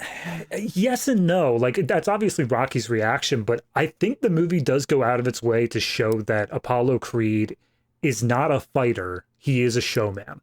He is someone who is all worried about the flair and the performance, and he doesn't really care about the fighting itself. That's going into a separate thing, I think. Right? But I think that's, when he says that he's a clown, I feel like that, you know, depending on what I don't know how into boxing the bartender is, beats me. But sure. I feel like that was kind of the feel for it, where we see him giving this interview on TV where he's saying, like, stay in school, don't do drugs. It's like sort of stuff. And it's like, all right, he's more worried about the public image than he is his actual title and whatnot, and the actual sport of boxing. Yeah, I mean, that obviously, that kind of comes up a bit later, but it's, I don't think it's that he doesn't care so much, right? I think there's more to it than that, but I think in the context of this scene, what I really want to talk about is that he goes out of his way to do that whole little message. He's like, hey, kids, don't get into boxing, don't get into sports, you know, go and get educated, you know, be a lawyer, be a doctor, be a whatever. Like, it's more guaranteed, it's more better, go, you know, whatever. And then what I really loved about this is that Rocky watches this, right? Rocky sees the best in the profession, who maybe he's gotten a bit lax because he's become world champion and he cares more about the press and all that now, but he did get there. So Rocky, I won't say idolizes him, but he does show respect. He defends him, he looks up at him and all the rest of it. And what I think is so fascinating about this is that the very next scene, Rocky's walking home and he encounters a teenage girl who he knows, you know, some neighbor's daughter or whatever. Yeah. And he's like, hey, you're hanging out with these you know rough people, these other kids that are these hooligans, yes, these bad kids who are a bad influence, you're smoking and everything. And he like sort of grabs her and says, no, I'm walking you home, come on, get away from them. And as he's walking her home, he basically tries to do what Creed did on the TV. He tries to give advice to a teenager. He tries to give her a pep talk and say why she should stay in school and why she should be good and, you know, maybe not hang around with thugs and whatever. Yeah. But he does it in this really roundabout way where he's like, hey, if you hang about with them, you're going to get this reputation because you crack crash jokes. And then all people remember is your reputation. And it's a very good point. That's like almost a very good, like, well put point. And then he has to say, yeah, they're going to call you a whore. And you'll just always be the whore. And he goes on for like a minute, just like repeating the word over and over again. And when he gets to the point where he's dropped her off home and she like gives him the up yours before she goes in the house, he just mutters to himself, oh, who are you to give advice, as he walks off. And I think that moment, who are you to give advice, like, is how he sees himself. It's that he tried to emulate the guy who's successful at boxing, which is what he clearly cares about and is passionate about. And he isn't that. He feels like a hypocrite because he's not where he wants to be in life. Just like Paulie's not where he wants to be in life. Just even Mickey is not where he wants to be. Mickey wanted to be a champion and he didn't make it, right? So he's a trainer now. He's a manager, but he didn't get there. And I think that moment where he tries to emulate Apollo Creed before he even knows he's going to have the opportunity that he has, it's a great little thing that shows that he does look up to that, like being the world champion, being at the top of the business, and having that attitude and being able to give that advice to people. And he's looking out for the people. Like, this concern he's showing for this young person is the him being good. He's inherently a good person. He's looking out for them. But who is he to speak? He works for a loan shark. He's not achieved any of his dreams. You know, and he beats himself up as he walks away. Obviously, she's just been a bratty teenager, but he takes it personally and says, "Yeah, who am I to give out advice? I'm a hypocrite." Right? That's what I like about it, though, is that it's, yes, it is him showing that stuff, and it is all about, like, you know, you don't want to end up like me sort of thing, but that's why he's the one that gives the advice. Like, if Apollo Creed comes out, yes, people respect him because he's in a respectable position, but Rocky is able to actually speak to the realities of it. He has gone through this stuff. He has seen people go through the thing that he's describing about, you know, you need to protect your rep. You need to have respect for yourself so that other people respect you. Because if you don't, I am what the consequences are. Yeah, that's the hypocritical part. But I also love it just because it shows that in some way, Rocky and Creed do have similarities. This idea that he wants to give that same good advice to a young person is showing that he wants to, like, they both care about that in some way. Maybe one's sort of got this sheen over the top of it, of he's doing press, but it doesn't mean that he doesn't believe it. It doesn't mean that he doesn't actually think it's good advice. No. And Rocky trying to emulate that is because he actually thinks that, you know, yeah, he's right to give the kids that message. He wants to try and do the same for a local kid in Philadelphia that's not going to see that broadcast, who, you know, the street kid who's just going to ignore it. So yeah, I think... Yeah, there you go. There's also the point where Apollo Creed, like, he throws it out as something that he's obviously, like, rehearsed multiple times. He's like, oh, you know, here's all the stuff. He says it very succinctly, very precisely, and he ends on a little quippy rhyme even of, like, be a thinker, don't a stinker. Hey, David, who else has been rehearsing lines this movie? That's true. Yeah, he's been rehearsing his jokes the whole time. But in terms of, like, this talk that he's giving to the young girl as he's going over, it is so rambling. It is so much of him just throwing out anything that he thinks is going to stick. The contrast of showing how good a Creed was at doing it in a quick soundbite on TV versus Rocky trying to give the advice is a big part of why these two scenes back to back work so well. Yeah, absolutely. So that's great stuff. But of course, the big thing is that we get to see, because this is the thing, that was the only time we saw Creed. I think we heard his name mentioned on the background of a radio or something. We see this little TV broadcast. And then next time we see him, we just smash cut. We're in the promoter's office, right? Creed's there with his manager and whoever else in his entourage, and then the promoter's sitting there. And the promoter, who only died 2 years after this movie came out, actually, but I was looking up some of the names. But I recognize his face. He's got a very memorable face. But he is like, yeah, the opponent's injured, and we've booked this fight for January 1st because the start in 1976, and it's the you know the 200th birthday of America. We wanted it, and that's why Apollo Creed's decked out in American shit at the end of the movie. Yeah, right. But he's like, yeah, like we need something else, and Creed starts listing. Okay, what about this guy? Like he's number 3 in the world. Like, and up he's gotten fat. He went to California. Like basically, like, it's not that he couldn't be an opponent. But there's only 5 weeks until the fight, and they all say that's not enough time, right? All the professionals will say, no, I need 3 months or whatever to prepare for a fight. That's what the regimen is. You start doing your routines or whatever. It won't work. Especially over the Christmas season. That's when everyone gets fat. So then Creed is like, I've got an idea, and this like ties into how he's a good showman on top of potentially, I mean, clearly I think he is a good boxer. He must have gotten here somehow, but he's a good showman now, and that's what he thinks of first. And he's like, hey, here's an idea. If we don't have a good opponent, we'll give them novelty. We'll give them like a Cinderella story. We'll pick a local fighter in Philadelphia. We'll make it a big deal, and you know, whatever. And like that's basically the scene, and everyone likes it. And it just sets up that, okay, this is where we're going. And then there's a later scene where it's like, oh, this guy, why this guy? And the way he says Italian stallion will be cemented in my memory forever. Italian stallion. It's just a name. That's it. His nickname, his ring name, is what made him pick Rocky. That's it. And he lists off all the reasons why. He's like, oh, who discovered the country of America? It was the Italians. So wouldn't it make sense for me to fight one of it? And he's just working the angles. He's thinking about how they're going to promote it. He's thinking about all this stuff. Meanwhile, his manager is actually looking at Rocky's like stats and data, and he's like, dude, this guy's left-handed. I don't like you fighting left-handed guys because they do everything backwards. You're not prepped for that. And he's just like, he's a rookie. It's not going to matter. I'm totally going to be able to handle him. Yeah, I think he just sort of waves his hand and says, I'll beat him in the third round. And that's it. Right. That's all he says, right? Yep. And it's like, okay, he's that confident going in. And obviously this contrast is shown throughout the movie where Rocky obviously has to train really hard and take it seriously because he's fighting the world champion.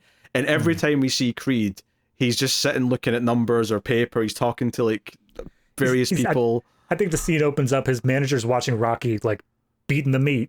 And beating the meat, yep. Yep, and Apollo's sitting there just like, all right, let's send 200 roses to the mayor to make sure he shows up for the thing. Yeah, well, I think the manager puts it really well in the actual fight later, like after the first round, which we'll get to all the specifics, but he says to Creed, he doesn't know he's in a show, he's in a fight. You need to be in this fight, because Creed's just sort of toying with him to begin with, and that just cements the attitude Creed's had this entire period, this month of December, where he's just not been considering the idea that he might actually be a challenge in the ring. And for Rocky, the whole point is like, no, I need to show that I am not just some scrub. Like, this is my one shot to show that I can go the distance, and that's like a big part of it. So yeah, and that's the other thing is that Rocky, we get to his self-doubt later on, but one point that he specifically makes even earlier on than that is he doesn't care if he wins. He just wants to be able to last the whole time. Oh yeah, that comes much. To be able to like, say that he stands on that level. Yeah, that's right near the end. That's like right before the fight. He has that kind of like moment of I don't know if I call it revelation, but he's like, no one's went the distance with him. Everyone's been knocked out. If I can do that, then it's like, well, yeah, he's going to win, and I'm okay with losing. Like, obviously he's going to win. He's the world champion. But if I make him work for it, if I, if the idea that if I can make him, like this was a challenge and he has to take me seriously, then that's something, right? Which that goes back to that same sort of idea that like all of these working class people who've had their dreams spit on and they've always been like left out in the cold to this sort of stuff. This is their little mini retribution through Rocky, where they're like, this higher up guy, we're going to show him how much we actually have to offer here, how much of a fight we can put up if we were given the opportunity. And how lucky they were that one random guy on the street threw Rocky an orange, because that was not in the script. That was just a guy, when they were running past, decided to do it. And see, if you pay attention to that guy, the way he smiles as he walks off camera, you're like, yeah, you're not an actor, you just did that. And it just worked in the context of the scene. That's what I'm saying. That entire sequence and all of their like guerrilla filmmaking stuff they do here, it works so well because the people who are just staring at it from the sake of, oh, there's a camera going down my street. Why is there a camera going down my street? It also works from, hey, isn't that Rocky? Isn't that the guy I've seen on the news? Yeah, and it just works. They make it very clear by that point in the movie that they have been pimping this fight all over Philadelphia, and he's been on the news, and it's like, hey, local Philadelphia boy is going to fight the world champion. Like So yeah, it works. It works in the context. He's kind of semi-famous in the city now, and plus you can also tell they're filming at like 6 a.m. or something that. It's super early every time they're doing one of these training scenes. But to talk about though Rocky actually getting the fight though, because they contact him and he's like, wait, Mickey's got a message for me? Because by this point in the movie, like him and Mickey have barely spoken. Like he got mad at him for giving up his locker, and that was it, right? Yeah. And Mickey's like, yeah, there was a message for you, something about a sparring partner for the world champion. And even Rocky's even delighted, but he's like, oh, yeah, I'll do that. That sounds like a great experience. I think this is the sequence also where Mickey just tears him a new one. Like he passes him the card and then Rocky's going to leave and he's like, they just have a little bit of a verbal sparring thing. And then Mickey eventually says like, the whole reason that I am pissed off at you is because you could have been something, but you ended up being, as you said earlier, a collector for a 2-bit loan shark. You're a punk. You're a bum. That's a big recurring line: is you're a bum. And he tears into Rocky wholesale, and so Rocky's going to speak with the promoter guy, and he's basically just been told by Mickey like, you'll never amount to anything. You should have quit years ago.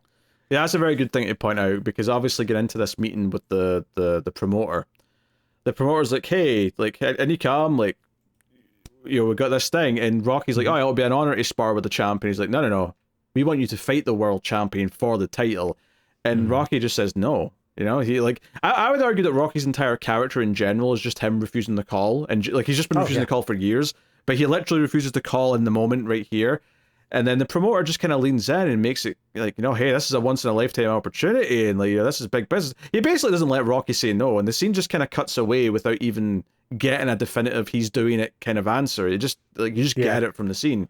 The very next scene is him standing. It's a TV shot, but the TV is showing him standing at a podium with Apollo with like news. So you immediately get he's doing it. And this is I think the first time you see him with Adrian after they've gotten together as well. And like she's sitting with him, she's smiling, and notably she has little moments where she'll snipe back at her brother in a way that she might not have done before. Obviously, the big examples later on when he comes home and like Paulie starts breaking shit because he overhears Rocky saying, "Oh, Paulie keeps asking me to like set him up with the mob boss guy and stuff and whatever." But like her excitement of hearing her name on the TV and being like, "Whoa, I can't believe you did that!" And obviously they're saying things to Rocky on the podium. As Rocky puts it later, the press take cheap shots. Like they want a little bit of drama, so they're like saying, "Hey, like how did you come up with Italian style?" And he's like, "I just thought of it when I was eating dinner." It's like, it's not a good story at all. He does not know how to speak to the press. Well, not even that. Like when they're talking to Apollo, they ask him questions like, "So why did you pick someone who has virtually no chance of winning?" Meanwhile, Rocky's standing just right there. And he's just like, "Well, no, everyone has a chance. This is the land of opportunity, but round 3, boom, boom." And this is when he gets outside and he's been saying, it doesn't bother me what they're saying. It doesn't bother they're saying bad things about me. But when he gets outside and Adrian's standing on the porch, he's like, how I said those things don't bother me? They do. And this is actually kind of the first time he really admits something like that. And there's like a few scenes throughout where this keeps escalating. The next big one actually is him and Mickey, where Mickey comes over once Mickey knows he's fighting the champion. And I think it would be perfectly acceptable to criticize Mickey a bit here. Oh, absolutely. Right? Mickey wanted nothing to do with Rocky, and now that he knows that he's got a world title shot, he comes crawling to offer to be his manager.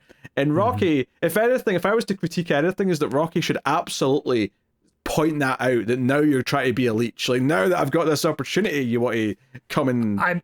I mean, he did, because there's a whole thing. He's just listening to Mickey tell his entire life story of how he was a contender and then he didn't get his chance and now he's a trainer and he wants to train Rocky and blah, blah, blah. And Rocky's trying to just give him like the slow no, just the sort of thing of like, I don't really need that. I don't need a manager. He's not outright saying like, you were an ass to me and I don't want you around. But no, the moment he stings it to let him know how he feels is when he says, "Yeah, but I don't have a locker."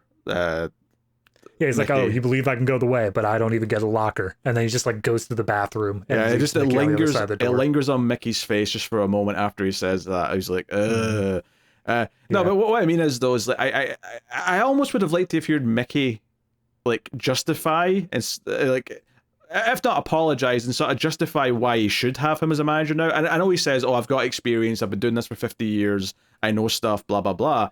That said, though, they do play kind of the sympathy card where he's like, "I'm 76 years old and I could never do it, right? And you've got a chance." And, they kind of play that card. And I do think this is one of the better performances in the movie, this scene from Stallone, where he gets angry, but it's not until after Mickey leaves the apartment. He tells him to go. Yeah, there's such a like just a beautiful little timing moment here where it seems like Rocky's just going to stay in the bathroom because Mickey's got nothing to say. Mickey opens the door. He's forgotten his hat, so he closes again. He goes back to get his hat, and Stallone just pops out of the bathroom for a second, sees Mickey is still there, and just goes back in. Yeah. He's like, "I'm making it very clear, I don't want to talk to you anymore. Get out of my apartment." But as soon as Mickey goes out, Stallone, or Rocky, I should say, starts basically just airing out and kind of like saying all the things that have made him mad, and he starts like banging on the bathroom door and yelling, and Mickey can hear it. It was one of my favorite shots in the movie, is the shot looking down the stairs at Mickey as he's hearing this and realizing what he's put in this young man's head, like what all of this negativity's done to him. I mean, it's not even just him. The things he's describing here, he's talking about the facts that he is past. He's past his prime in terms of he's in his 30s. He's no longer able to be that like major star that he may have been if he had gotten proper training back in the day. But on top of that, he's talking about like my apartment stinks. It's a tiny little place. I hate it here. I've never had a shot. Nobody's ever given me a shot. Is a great callback to earlier when he was saying how his apartment's, it's not great, but it's all right when he's, when he brings Adrian home. Like, there's a lot of little comments about him making up and saying, oh, it's nice. It's, oh, you don't like the apartment. He's self-conscious about it. So him actually yelling all this now kind of brings all that back to the forefront and saying, yeah, he's just not happy with his life. And most of the characters around him aren't happy with their life. And both his life and Adrian's life have improved by the end of the movie. Arguably, Paulie's has slightly, I guess. I don't know if it has much, but... Paulie gets there over the... He's the arc story. He gets all the movies to develop a character. Sure. But, like, all these different characters, seeing the people in the bar cheering when the fight's on and stuff, it's like, there's a little bit of hope just sprinkling throughout the city, because one of them, like you say, is getting a chance to just prove that he's not a schlub, that he is more than that. He can be something. And he doesn't have to win, of course. He just has to prove that, like, it was a fight. It wasn't just something that could be walked over. So I love the ending of this, though, because he airs out all of his things. Mickey, like, walks out of his building, and he's walking down the street. And Rocky comes out afterwards, and we don't hear this conversation. We just see him shake his hand and sort of put his hand on his shoulder and clearly buries the hatchet and says, yeah, I want you to be my manager. And this is one of those moments where the train going by on the upper right-hand corner of the screen towards the end of the scene is so well timed, but it's particularly notable because the scene lasts for a good minute before that train goes by. And I'm like, timing that, if they intentionally timed that, timing it must have been a challenge. Based off everything I know about the production of this movie, like I said, they were supposed to have 300 extras or whatever for scenes, and they just didn't show up. I can't imagine they purposely timed it. I think it was a lucky accident, and they just made it work. Because I know they timed a lot of them, because there's moments where Stallone's just bouncing his ball and the train goes by. They timed those out. They said, hey, it's coming up, start rolling, and Stallone would just sort of be in character for 30 seconds as the train goes by. It's entirely possible. I don't think that obviously there were very capable filmmakers behind the camera on this. I'm not going to say that this was all just, an amateur thing that got lucky, but with how much went wrong here, I feel like they were just making do with what they had for most of this, and they were very lucky to get the stuff that they did get. I mean, I don't know. All you have to do, though, is, it's awkward, but, you'd have to figure out, how long does this scene take to get to the point where they're shaking hands, and just do the same thing where, okay, we have to know, maybe, they've got a guy at, 2 stations away, because that's, roughly how long it'll take to get to that part of the track. Right. So, it would take a lot of, trial and error, or perhaps maths, to work out exactly, when it's going to go past, but it's not impossible. It's not impossible they could do that. No, definitely. It's just... Again, just based off of what I know about the movie, it seems like it's one of those things where they're like, wow, that one was really good. Let's use that. Yeah, I'm going to give them more credit than that, just because of all the effort and intentional stuff they do put in there. Plus, for all we know, it was meant to come halfway through the scene, just as Rocky goes up to him, and it doesn't show up to the end, because, they couldn't time it that perfectly, but it just works in the context of how it ended up happening. I will say there's no other time to really talk about this, but there is one thing that got me, and I don't know if this is just the version I was using. I'm streaming through Amazon Prime Video. The sound mixing on this movie, I was watching it through headphones, and there's a couple takes where obviously, there was some wind or a train or something was going by, and then they had to cut to a different shot, and it wasn't perfectly matched. I'm fine with that. I'm okay. That needs to happen. But during the final fight scene, I noticed it a lot, where there's the dialogue going on between Rocky and Creed, and then crowd noises. And it was just so wildly mismatched in terms of cutting in and out and audio mixing. If I had to put a flaw to any technical aspect of this, I feel like the audio mixing was really off for me, but maybe that's just my version. No, I mean, I think it is a low-budget movie. I think the sound is usually something that can kind of give it away, especially when you're doing something ambitious with, this is meant to be a scene with a live crowd in the arena. Notably, I mean, you'll notice that they dimmed the lights around the crowd before it started so that they could do some stock footage of a crowd, but then just cut to, whatever group of extras they had around the ring kind of thing. They had 50 people in that crowd, and they had to make it look like hundreds. So good on the DP for that. I mean, that would get thousands, to be fair. That arena easily sits at least 5,000 people. True. But I think they do well enough with it. Admittedly, I was watching it with you know, I mean, technically it's a 5.1 mix, but I wasn't originally in 5.1, so it doesn't really make use of, like, I think the only time the surrounds ever really did anything was during the music. Like the brass would come in from them as well, and that would make it feel a bit more around you. But other than that, the subwoofer never did a goddamn thing. Like, it just lay there dead. What a shame. Time. You could have felt the punches. You should have really boom each time. Should have done. Which I'm not really complaining about, because I don't really want 5.1 remixes of old movies that were originally in mono to betray what the movie's supposed to sound like, as much as I do like a bit of oomph and, you know, whatnot. Right. Gotcha. But, yeah. So, yeah. Next scene was his first training montage, where he wakes up at 4:30 in the morning. He wakes up super early, rolls out of bed, looks kind of sluggish as he's doing so, understandably. And just starts cracking eggs into a glass for his morning protein, which, yeah. But the more notable thing, though, is that when he goes on his little run here, right, is that it's clearly hurting. He's holding his side. Oh, yeah. He struggles to get up those steps. Like, that's the big thing, right, is that he can't do it. I completely forgot that he went up the steps the first time. And so when I got to, like, I saw him approaching the steps, and I'm like, oh, yeah, here it is. Here's the moment. But that's weird. Why isn't the music playing? And then he gets up to the top of the steps, and you see him just, like, about to throw up. And I'm like, oh, this isn't the moment. This is just setting up so we can have a more triumphant moment later on. Got it. Yeah, this is the start of his training. Yeah, he has to be shit here. So, you know, he has to stop drinking, stop smoking, like, take things seriously.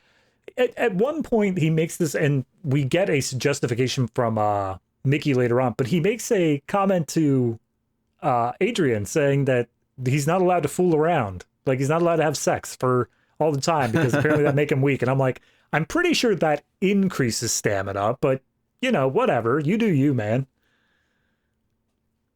I don't have an answer for you, but what I do like about that stuff, though, and the subject of Adrian, is that at one point Mickey does say, hey, you need to stay away from women, they make your legs weak, or something like that. Yeah. It's right when a couple of younger girls are trying to get an autograph, and Rocky's just like, yeah, sure, whatever, and Mickey's like, get out of my gym, you little leeches, piss off.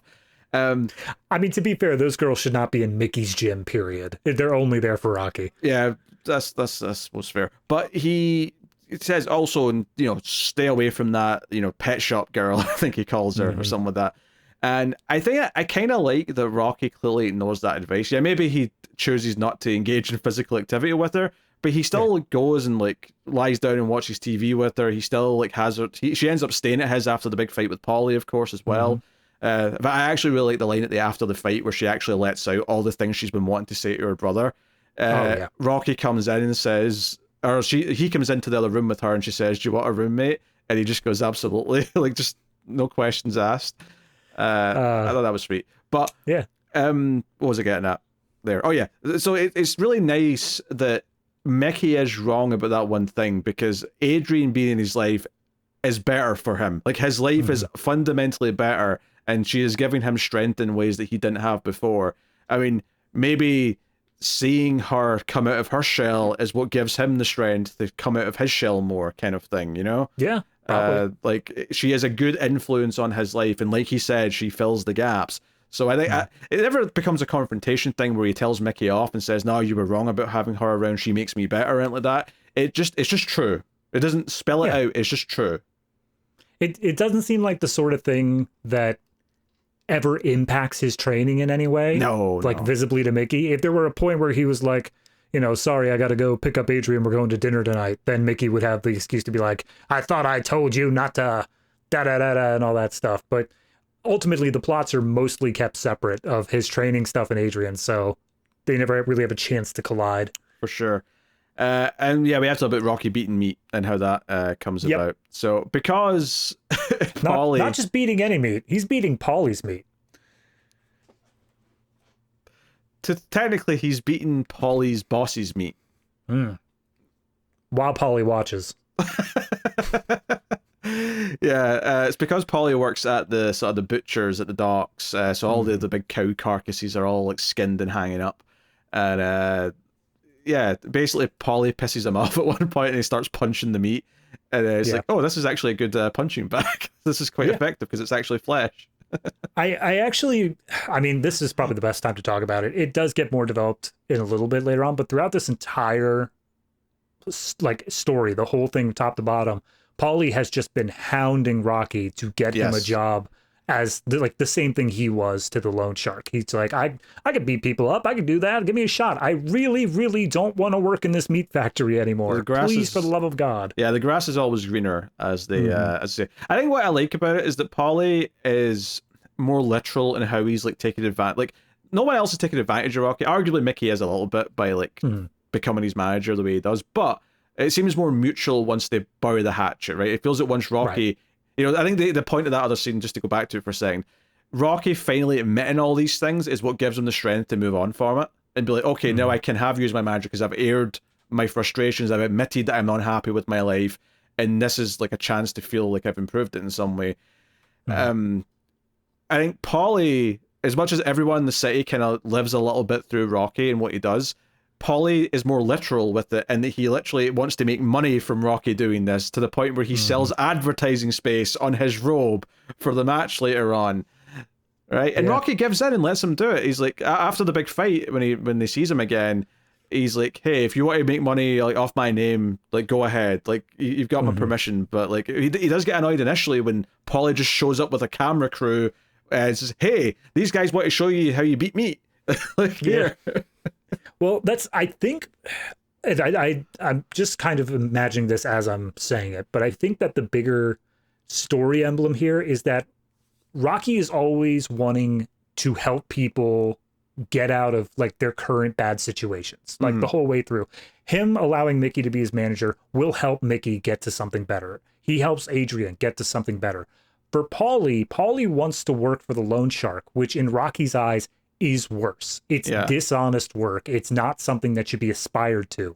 But Paulie just doesn't care. He wants to take that easy way out because he's like, it's simple work. I don't have to worry about it. It's not this manual labor. I like what you just said there. Paulie's a character who wants to take the easy way out and is frustrated that he can't take the easy way out, as opposed to every other character, or at least our two main characters in Rocky and Adrian, who, you know, have taken the easy way out, especially Rocky, and regret that they've maybe taken the easy way out.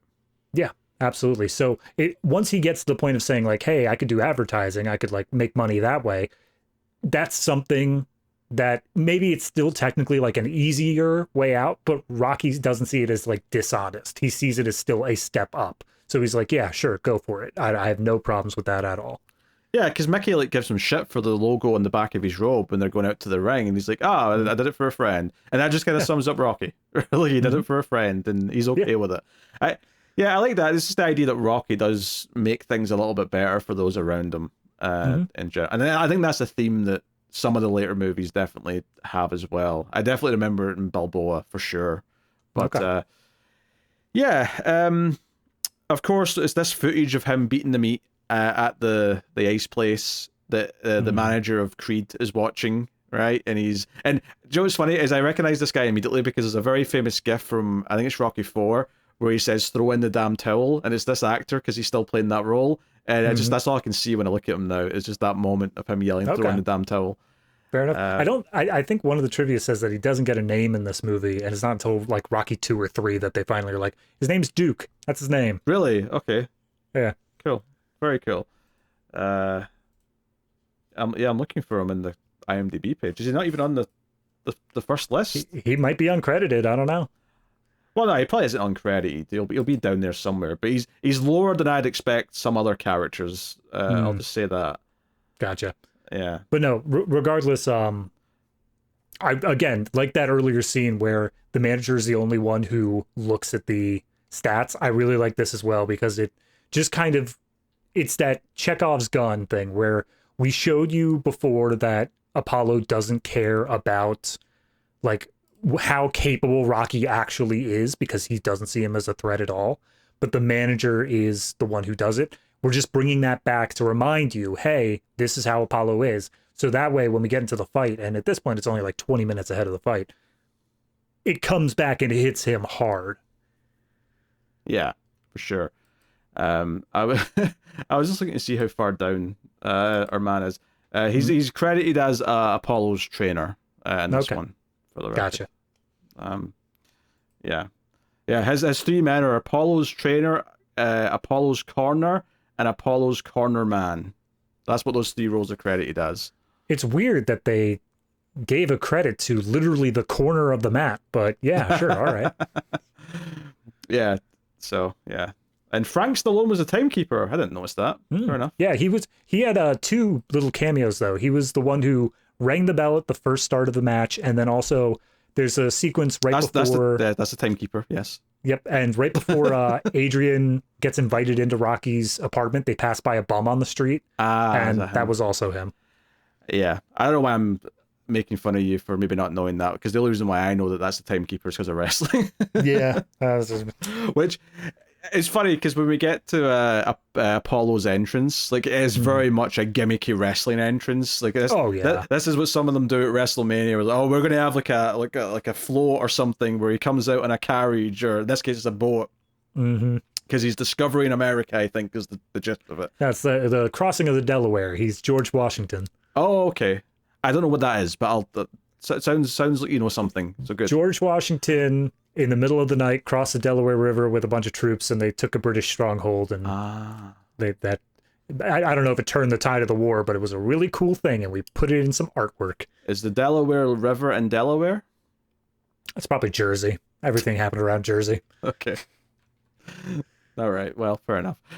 So the other big thing with Rocky before the fight is that, you know, obviously we cut to the big training montage, right? I think it's right after he says to Polly, hey, you can just make money off me if you want. I think it's right after that where it cuts to dun dun dun dun dun dun dun dun dun, right? And he's running with bricks in his hand. He's you know, he's jogging past the market. We see him in the gym. We see all these different bits and all the various, you know, the one arm push ups and the switching over, and ending with the big running up the steps. But this time he's not tired. He's jumping in celebration because he can take it, damn it, and he's ready for more. I really like how this sequence is showing that physically he is able to do it. He's able to go the distance. He's as trained as he's going to be. He's in peak physical condition. And everything between this sequence and the fight is just dealing with the mental blocks. It's taking over and saying, okay, physically he's there. Let's get him there mentally. Yeah, because he starts to like doubt himself, you know, and it ends with him going back to his apartment, and he's like, I've been walking around for hours, and I can't do it. I can't beat him. I'm accepting that I can't beat him. It's just not possible. He's too good. He's the best in the world. I like how he goes down to the ring like the night before, and he goes out there, and he sees the giant portrait of him just hanging down from the thing, and his little comment to the promoter who's also there is just like, I'm not wearing that color shorts. I'm wearing like the opposite color shorts. It's wrong. And the promoter's just like, who cares, man? Just give a good fight. That's all that really matters here. But it's just that, like, again, that little seed from the beginning of the movie of, do they really care? Like, is this all just people making fun of you? Are they about to rip this away from you, sort of thing? Is it just one of the lines at the start of the movie that he said a lot? Every time someone brought up that he's got like a cut over his eye from the fight at the start, he keeps saying the phrase, you should have seen me. He says that to like 8 characters over the first half hour of the movie. And I think the symbolism here as well of him standing in that ring, looking up at the posters, and then the shot of the promoter stepping in front of his poster, like this foreboding, like looking up shot, so the promoter feels like really big and intimidating. Not in like a physical sort of like he'll fight you way, but in that he's just this big shadow. And what better way to show the impurity of what this fight is supposed to be than having the money man who's smoking a cigar and be like, you'll put on a good shot, it'll be fine. And it's just kind of making Rocky realize what this actually potentially is. It's not like this big real chance that everyone's kind of promoting it as. It's more of a, you know, it's a show. They're bringing him out to be beat up by Apollo Creed, and they're all just going to like make fun of that.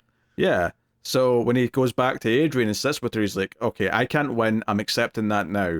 But if I can go the distance and prove that I'm not just a joke, that I'm not just a bum from Philly, I'm more than that. And that's what the whole movie's about. It's about proving that he's more than just this guy. He's more than that. He's more than what he accepted that he was at the start of the movie. That's the point of the whole thing. Yeah. This made me really think of a moment in Creed, which I won't spoil because we're not there yet. Yep. But like I realized watching this again how good a callback to this kind of moment is in Creed. So that's a double whammy I wanted to talk about though for trivia is they were already over time and slightly over budget by the time they hit this scene, and they were gonna cut it. They were going to cut this sequence of him coming back and telling Adrian that he's, not sure he can do it. Oh, it's so important though. It is. And that's Stallone is the one who pushed for it. He's like, give me one take. Just let me do it once and we'll just go with that. And so this is the only take they did of it. But that's great. Yeah, absolutely perfect. I think it's notable as well that the only line she has in the scene, and this is not to not give her, but if you're really going to have one take and he's confident that he's got this monologue prepared, he's like, just ask me what's wrong and I'll take it from there. Like, that's the scene, and I'll just spill my guts out, and that's what it is. But it's such an important scene. Like, yeah, it's good that you fought for that. And then the other thing was that I guess they already had shot like the fight scenes and stuff before they did him stepping into the ring with like the pictures going up, and he already had the opposite color shorts on. He was supposed to have the correct shorts that were in the image, but they just made the wrong one, so they had to do a little thing just addressing it for a second. And it also thematically worked really well. Right, and that's the thing. All of these little things that happened that were just like, they didn't get the extras for the skating rink, but they turned it into something that makes it thematically work for the characters as well. And I think that's the real brilliance of this movie, is how much they were able to just turn those negatives into positives. That's low budget filmmaking, is you sometimes have to make compromises, and it sometimes forces you to think outside the box and do something you'd never have done if you had just carte blanche and as much money as you wanted to do whatever. It forces you to do it, and it doesn't always work out for the better, but... Looking at you, current producers to Zack Snyder films. Talk about the polar opposite to a movie like this in every conceivable way. Yep. Oh, dear. So, yeah, the fight itself, comes a knocking, and you can see the differences when they're both getting prepped in the back, and they're putting a little gel into their eyes and whatever else, and Rocky's very intense, and he's very serious, and Creed's just kind of like, okay, this is what I'm going to say in my speech. Like, I'm not worried about it. And the best thing about it is you get the big pomp and circumstance of Creed's entrance, where it's this big show. Rocky just walked out. You got a lot of cheers. Paulie's in the crowd with some woman he's brought a date. Someone, right? yeah. The loan shark's in the crowd because he is there to support him as well. Like, he still likes Rocky. That's the thing. The last time we saw the loan shark was the loan shark giving him $50 to just help with his date. He's like, hey, you're taking a girl out. Here's $50. No, he did that, and then he's like, oh, hey, you're going to take on the champion. Here's $500. Don't worry about it. And it's like, this is the most chill dude ever. I know. Like, he's so nice to him. He's so nice to him. I love that. Like, it's a complete subversion of what you expect from that character, because you expect it to be like hey, Rocky, remember how I gave you those $50? I'm calling in that favor. Yeah. Like, you expect him to like do something to mess up his situation here with Apollo, but nah, he's all in. He also wants to see Rocky succeed, and it's just super cool. Everyone does. And I think the first round of the fight, what you see in its entirety, right? Obviously, there's. I mean, I'm glad that when they got to round 15, they said 15th and final round, because I don't know how many rounds there are in boxing, so that was a good thing for me. I think I'm not familiar with boxing. I think it changes depending on like the venue, and this was probably pre-decided 15. But yeah, no, it definitely took a while to get there. Yeah, but the first round is like, okay, so it's just kind of like. Creed's not taking it seriously. He's just kind of doing some boxing movements, and Rocky's looking for his opening, and then just dancing around, just like boom, aren't we having fun? Foom. And then eventually Rocky just uppercuts the shit out of him and knocks him down. And they actually say in commentary, he's never been knocked down in a fight before. This is a big deal. And he's got his bell rung, and he's like, he gets back up. It's not like a close counter or anything like that, but he gets back up, and everyone's like, oh, and the crowd's all cheering. And this is like, it almost mirrors the opening scene with Rocky, where this actually kind of pisses Creed off, and he starts going in for some actual punches, like properly now. And then the round ends, fairly soon after that. Like, but I think that Rocky gets put onto the ropes like just as the bell rings. Yeah. So it's obvious that Creed is like, okay, now I'm pissed. Right. And then it's like, oh, like he's seriously here to fight. And then the second round. Again, it's like Rocky gets in a lot of rib shots, and it's like making it clear he's here to fight. And the manager, Creed's manager, sits and is like, "Hey, he's in a fight. He's not here to put on a show. He's here to actually prove himself. You have to take him seriously." And that's the hubris of Apollo Creed in this movie. And I think one of the, I won't say it's an accident because they made these choices going forward, but one of the best things about this franchise is how Apollo Creed as a character progresses over these movies. Because in this movie, I wouldn't say that he's like super thin, because I do think there's enough here to show that, okay, he was a good fighter. He's obviously not taking Rocky seriously, and he's going to get comeuppance of actually having to really fight this to survive at the end because of that. But he's not a villain by any means, right? He is what he is. But the way that they pivot into him, like, because the movie famously ends when the final bell rings. Creed in Rocky's ear says there ain't going to be no rematch, and he's like, I don't want one. Rocky 2 is going to happen, fellas. We're going to have to do something about that. But the way that they actually have the fight happen in Rocky 2, I've always really liked, because it's this idea that after this, Creed was like, he went 15 rounds with me. I need to prove that I'm actually still, like, everyone's there. Even though he didn't win, it's still the Cinderella story. They're still all looking like this guy did the impossible by even doing this. Like, I'm not like this hero anymore, kind of thing. It's like, so much like Rocky had to prove something to himself in the first movie, when we get to Rocky 2, and I've not seen it in a long time, but this is something that sticks out in my mind heavily, is that Rocky 2 in a lot of ways is about Creed wanting to prove it to himself that he's still the best. And like this put doubt in his mind, so it makes him more of a fleshed out character, but as we go into 2 and 3 and whatever. So I love that those seeds are still perfectly here, even though they hadn't planned to develop them later. But the foundation is there to make sense that he is a person who we can care about as well. We're just not quite there yet because he's not fleshed out. I mean, that's the good sign of just writing in general, is if you develop all of the characters well enough, even your little, this is technically the antagonist, but even then he's more of like a side character, all things considered. If you develop them well enough, you can come in for a sequel and you can just tell whatever story you want with them, because they are fully fleshed out characters. I will say the one thing that I wish in this movie, and it's only because they made numerous references to it, I wanted them to show the entirety of round 3 as well. They show round 1, they show round 2, but I wanted to show Apollo's reaction once they hit the end of round 3 and he still is going. Because he every time, even right at the beginning of this fight, he says down in 3. Like he's 100% convinced of that. So I would have liked to see that moment of like, we're in it for the long haul. I also love as well at the end of the final round, right? Because obviously Rocky gets his nose broken, and they said a bunch of, Rocky kept bragging early on, oh, I've never had my nose broken. I've been in 50 fights and I've never had my nose broken. And Creed breaks his nose. And I love that as well, that even in a small way, Creed's also showing that he's better than anyone Rocky's ever fought. Like, you were almost bragging, the same way that Creed's bragging about being the world champion. You were bragging that no one's ever broke your nose, and Creed did it in round 2, or whatever it was. So I think it was the end of round 1. I think that's just the first thing he got. Yeah, fair enough. Yeah, so it's like right away the thing that not that Rocky ever said Creed won't do this, but the thing that Rocky's been bragging about, the idea that Creed immediately proves that wrong, in the same way that Rocky immediately showed Creed, you ain't walking through this. This is going to be a real fight. It's kind of that, and so.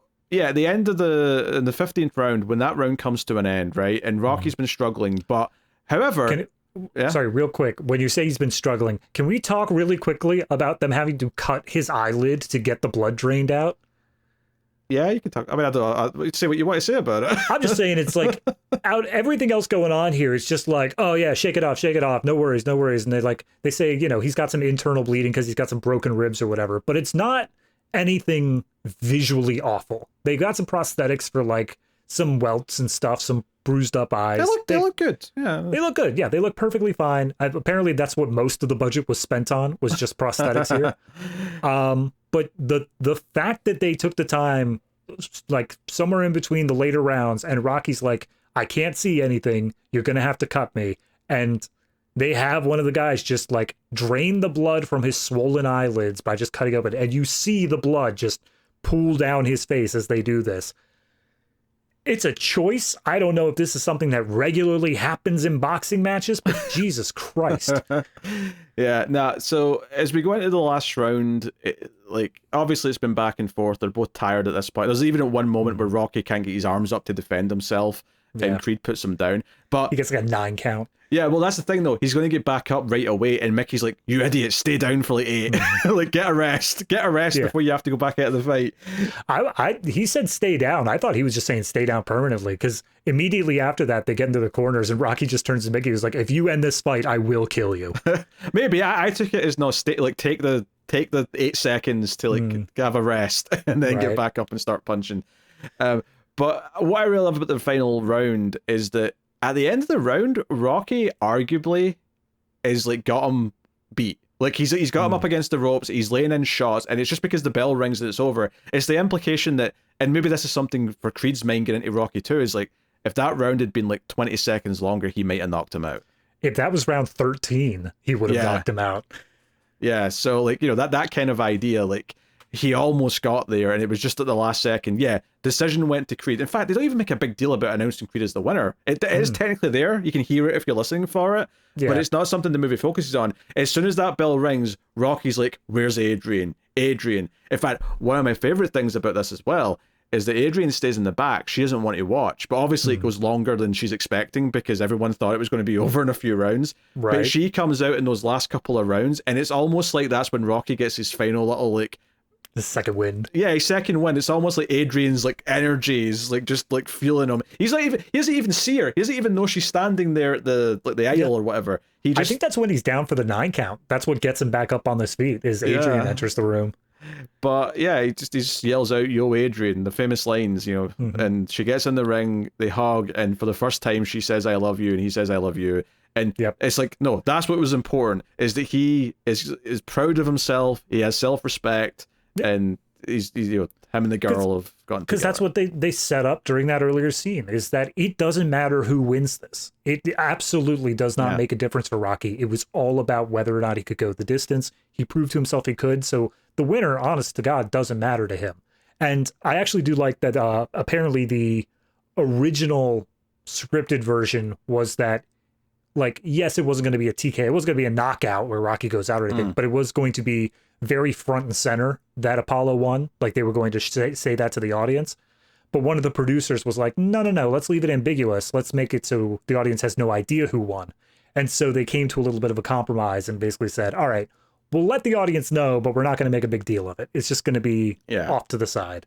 Which again, thematically kind of works. It's there, but it does not matter. The idea that Rocky's not even listening to it. He doesn't care. He knows he's lost. He doesn't give a shit because he won anyway. Like, he won for himself. I know that, you know, studio model and whatnot, but you just know that there was some producer in an alternate timeline who was like, but Rocky has to win, right? Like, clearly we got to let him win. He gets the girl and he wins. That's the whole thing. And it's like, no, clearly not. Stop ruining movies.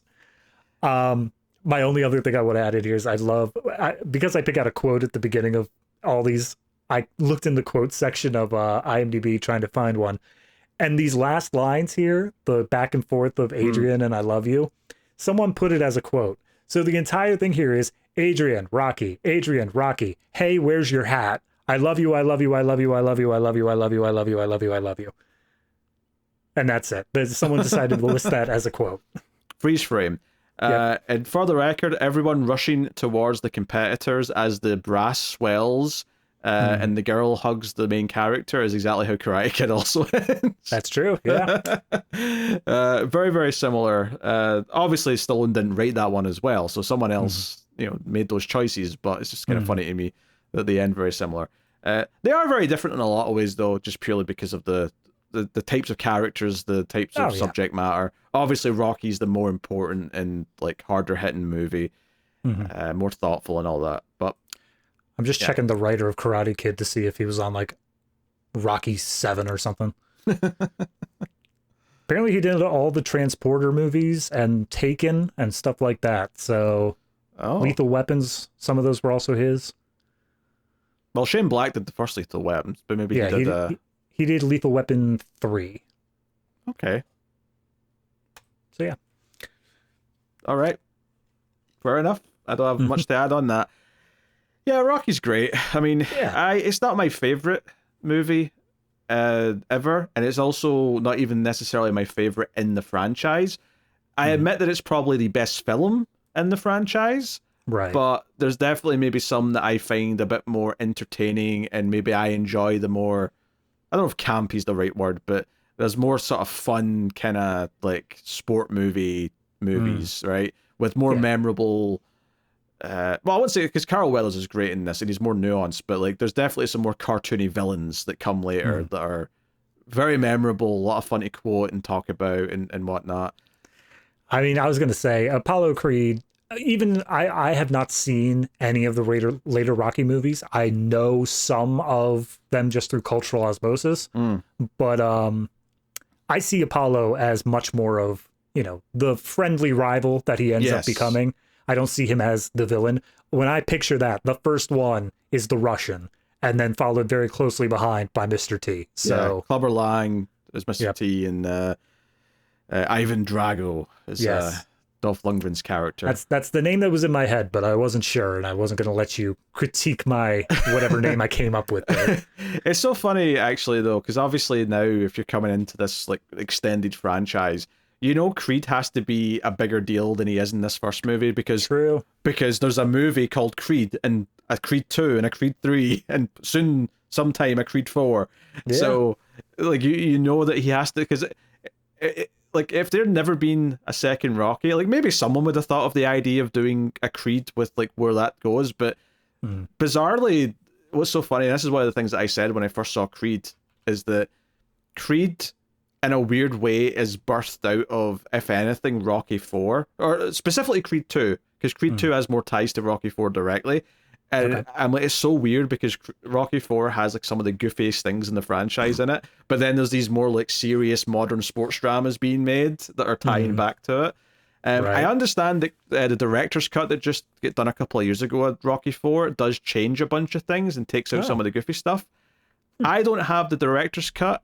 Maybe if I get it before we do that, maybe I'll watch the director's cut. I don't know. I'll follow your lead. Whichever one you watch, I will watch as well. I think that it makes more sense to do the one that's more culturally recognized. And when I think Rocky 4, I think some of the goofier moments. I do want the robot. I'll miss the robot. Yeah. Stallone, Stallone took out the robot, the prick. How dare he? I was going to say, you say cultural osmosis, the happy birthday, Polly. That's one of the few things I know. Yeah, so that's a thing to get to when we get there. But yeah. All right, David, rate Rocky out of 10. Oh, God. Jesus. I mean, it's great. There's a reason that it is an Oscar winner, and for like multiple things. It's very well done. Even if we're not viewing it in terms of franchise, just viewing it on its own, it is. It's that same level of surprise I think I got from Saturday Night Fever, where because of what like dance movies ended up becoming, Saturday Night Fever in my mind was always something that was lesser. It was always something of just like, oh yeah, it's a disco tournament or something, and not just like a cruel examination of 70s New York. This one is the same sort of thing where sports movies and the later Rocky films became so much just about like the weird goofiness of it that coming back to the original Rocky does make it something special. It makes it something that you aren't expecting to come out of it in this deep character drama that really examines this idea of what does it mean to be worth it? What does it mean to like have these goals and aspirations, and when you're given the chance to actually reach for them, what do you do with that? It's some really deep stuff that I think everybody can really relate to in a lot of ways, and it's what makes Rocky such a good character in it. So overall, I think I'm probably going to end up giving this one, I'm going to give it a 9. I think that it's super solid, and I don't really have much more to say in the way of praise. It's just fantastic the whole way through. Yeah, I think for me, I'm going to go 8.5. Okay. I think it's a great movie. It's especially talking about it and discussing the characters and their motivations and how they play off of each other and what Rocky means to everyone else, and just that central story of self-worth and believing in yourself. Like those are things that are very relatable. They work well. It's got great music. It's got some iconic cinema moments. There's these little touches throughout that just make it, like you say, very special. It's just I just don't hold it as close to my heart as maybe some other things that I would rate higher, and that's kind of it. There's no real specific negatives that I'm going to point to and say that's why it's not a 10 or a 9.5 or whatever. Yeah, that's fine. So, I mean, an 8.5 is still very respectable. It's not a bad score. You know, at a certain point, there's a gut feeling kind of that goes with this, and that's just where my heart says. Yeah. So, yeah, there you go. That's the first Rocky, done and dusted. So, in terms of making the cut, how are you feeling? I mean, it definitely makes the cut at the very least. Okay, I mean, this is one of the few that I think if you have any strong feelings towards, I could very easily be swayed into a cut above. I think that it has that kind of cultural impact, that kind of staying power. It's a classic for a reason. I think there's a reasonable argument that could be made to say a cut above. There's a reasonable argument. On a personal level, though, I wouldn't say it's a cut above for me. I would say it's a very great movie that doesn't quite get into that sort of special, this means a lot to me tier of like cut above. But all right. I don't know if you feel passionate about it. I mean, for Rocky itself, no, it's more of just how I feel culturally it's recognized. For me personally, I wouldn't put it there either, but I feel like a lot of people would put it in the cut above. So I'll agree with makes the cut, but a very, very, very high makes the cut. Yeah. No, some people are really passionate about Rocky and the franchise as a whole. But there's definitely other big movies and franchises from the 70s and 80s that are definitely a lot more important to me. And maybe part of that's just because I didn't really grow up with it as much. I didn't see Rocky until I was maybe like 18, 19. You know, I was a little older relative to those formative years where I was really building the taste profile. I was going to say, I feel like I first watched this when I was like 13, 14, and that's why I didn't absorb any of the more meaningful aspects of it. Yeah. Yeah. It's possible I may have even saw parts when I was like younger and just thought it was like, oh, this is a boring drama. Nothing's happening. What's going on? Why are they ice skating? Where's the boxing? Ugh. I don't even like boxing as like a sport. You know, yeah, I don't really like any sport really to watch. Is wrestling not a sport? Does that not count? No, I mean, some people may argue, but it's a performance. It's not a sport. Made some enemies today with that one, Pete. I find actual sports boring as hell to watch. So to me, like, that's a compliment. All right. When people say, are esports really a sport? You know, video games? And I'm like, well, I find them just as boring to watch as real sports. So yeah, sure, they're sports. That's the line that we draw in the sand here. We're like, hey, we came up with this new thing that requires some physical activity. Pete, is this boring? Yes. Oh, it's a sport. Well, no, I don't even mean it in that sense. I just mean, like, people say, oh, they like watching esports because they like watching people who are the best in the world do the thing. And I'm like, okay, sure, but I don't care about that. And I don't care about it with athletic things. I don't care about it with video games. That's fair. You know. I apparently care when it's Apollo Creed taking on an underdog. That's when I care about being the best.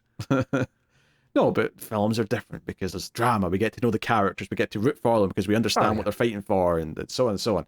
Mm-hmm. Hey, yeah. If there's anything else I would say is that I'm pretty sure that we'll see like the actual matches at the end will maybe take up a bit more screen time and there'll be a bit more drama in the fight itself. I think that happens as we go forward, but I mean, that's just a vague memory. I mean, that's just part of that Flanderization sort of stuff where everyone remembers the fights, so the fights get bigger. Yeah.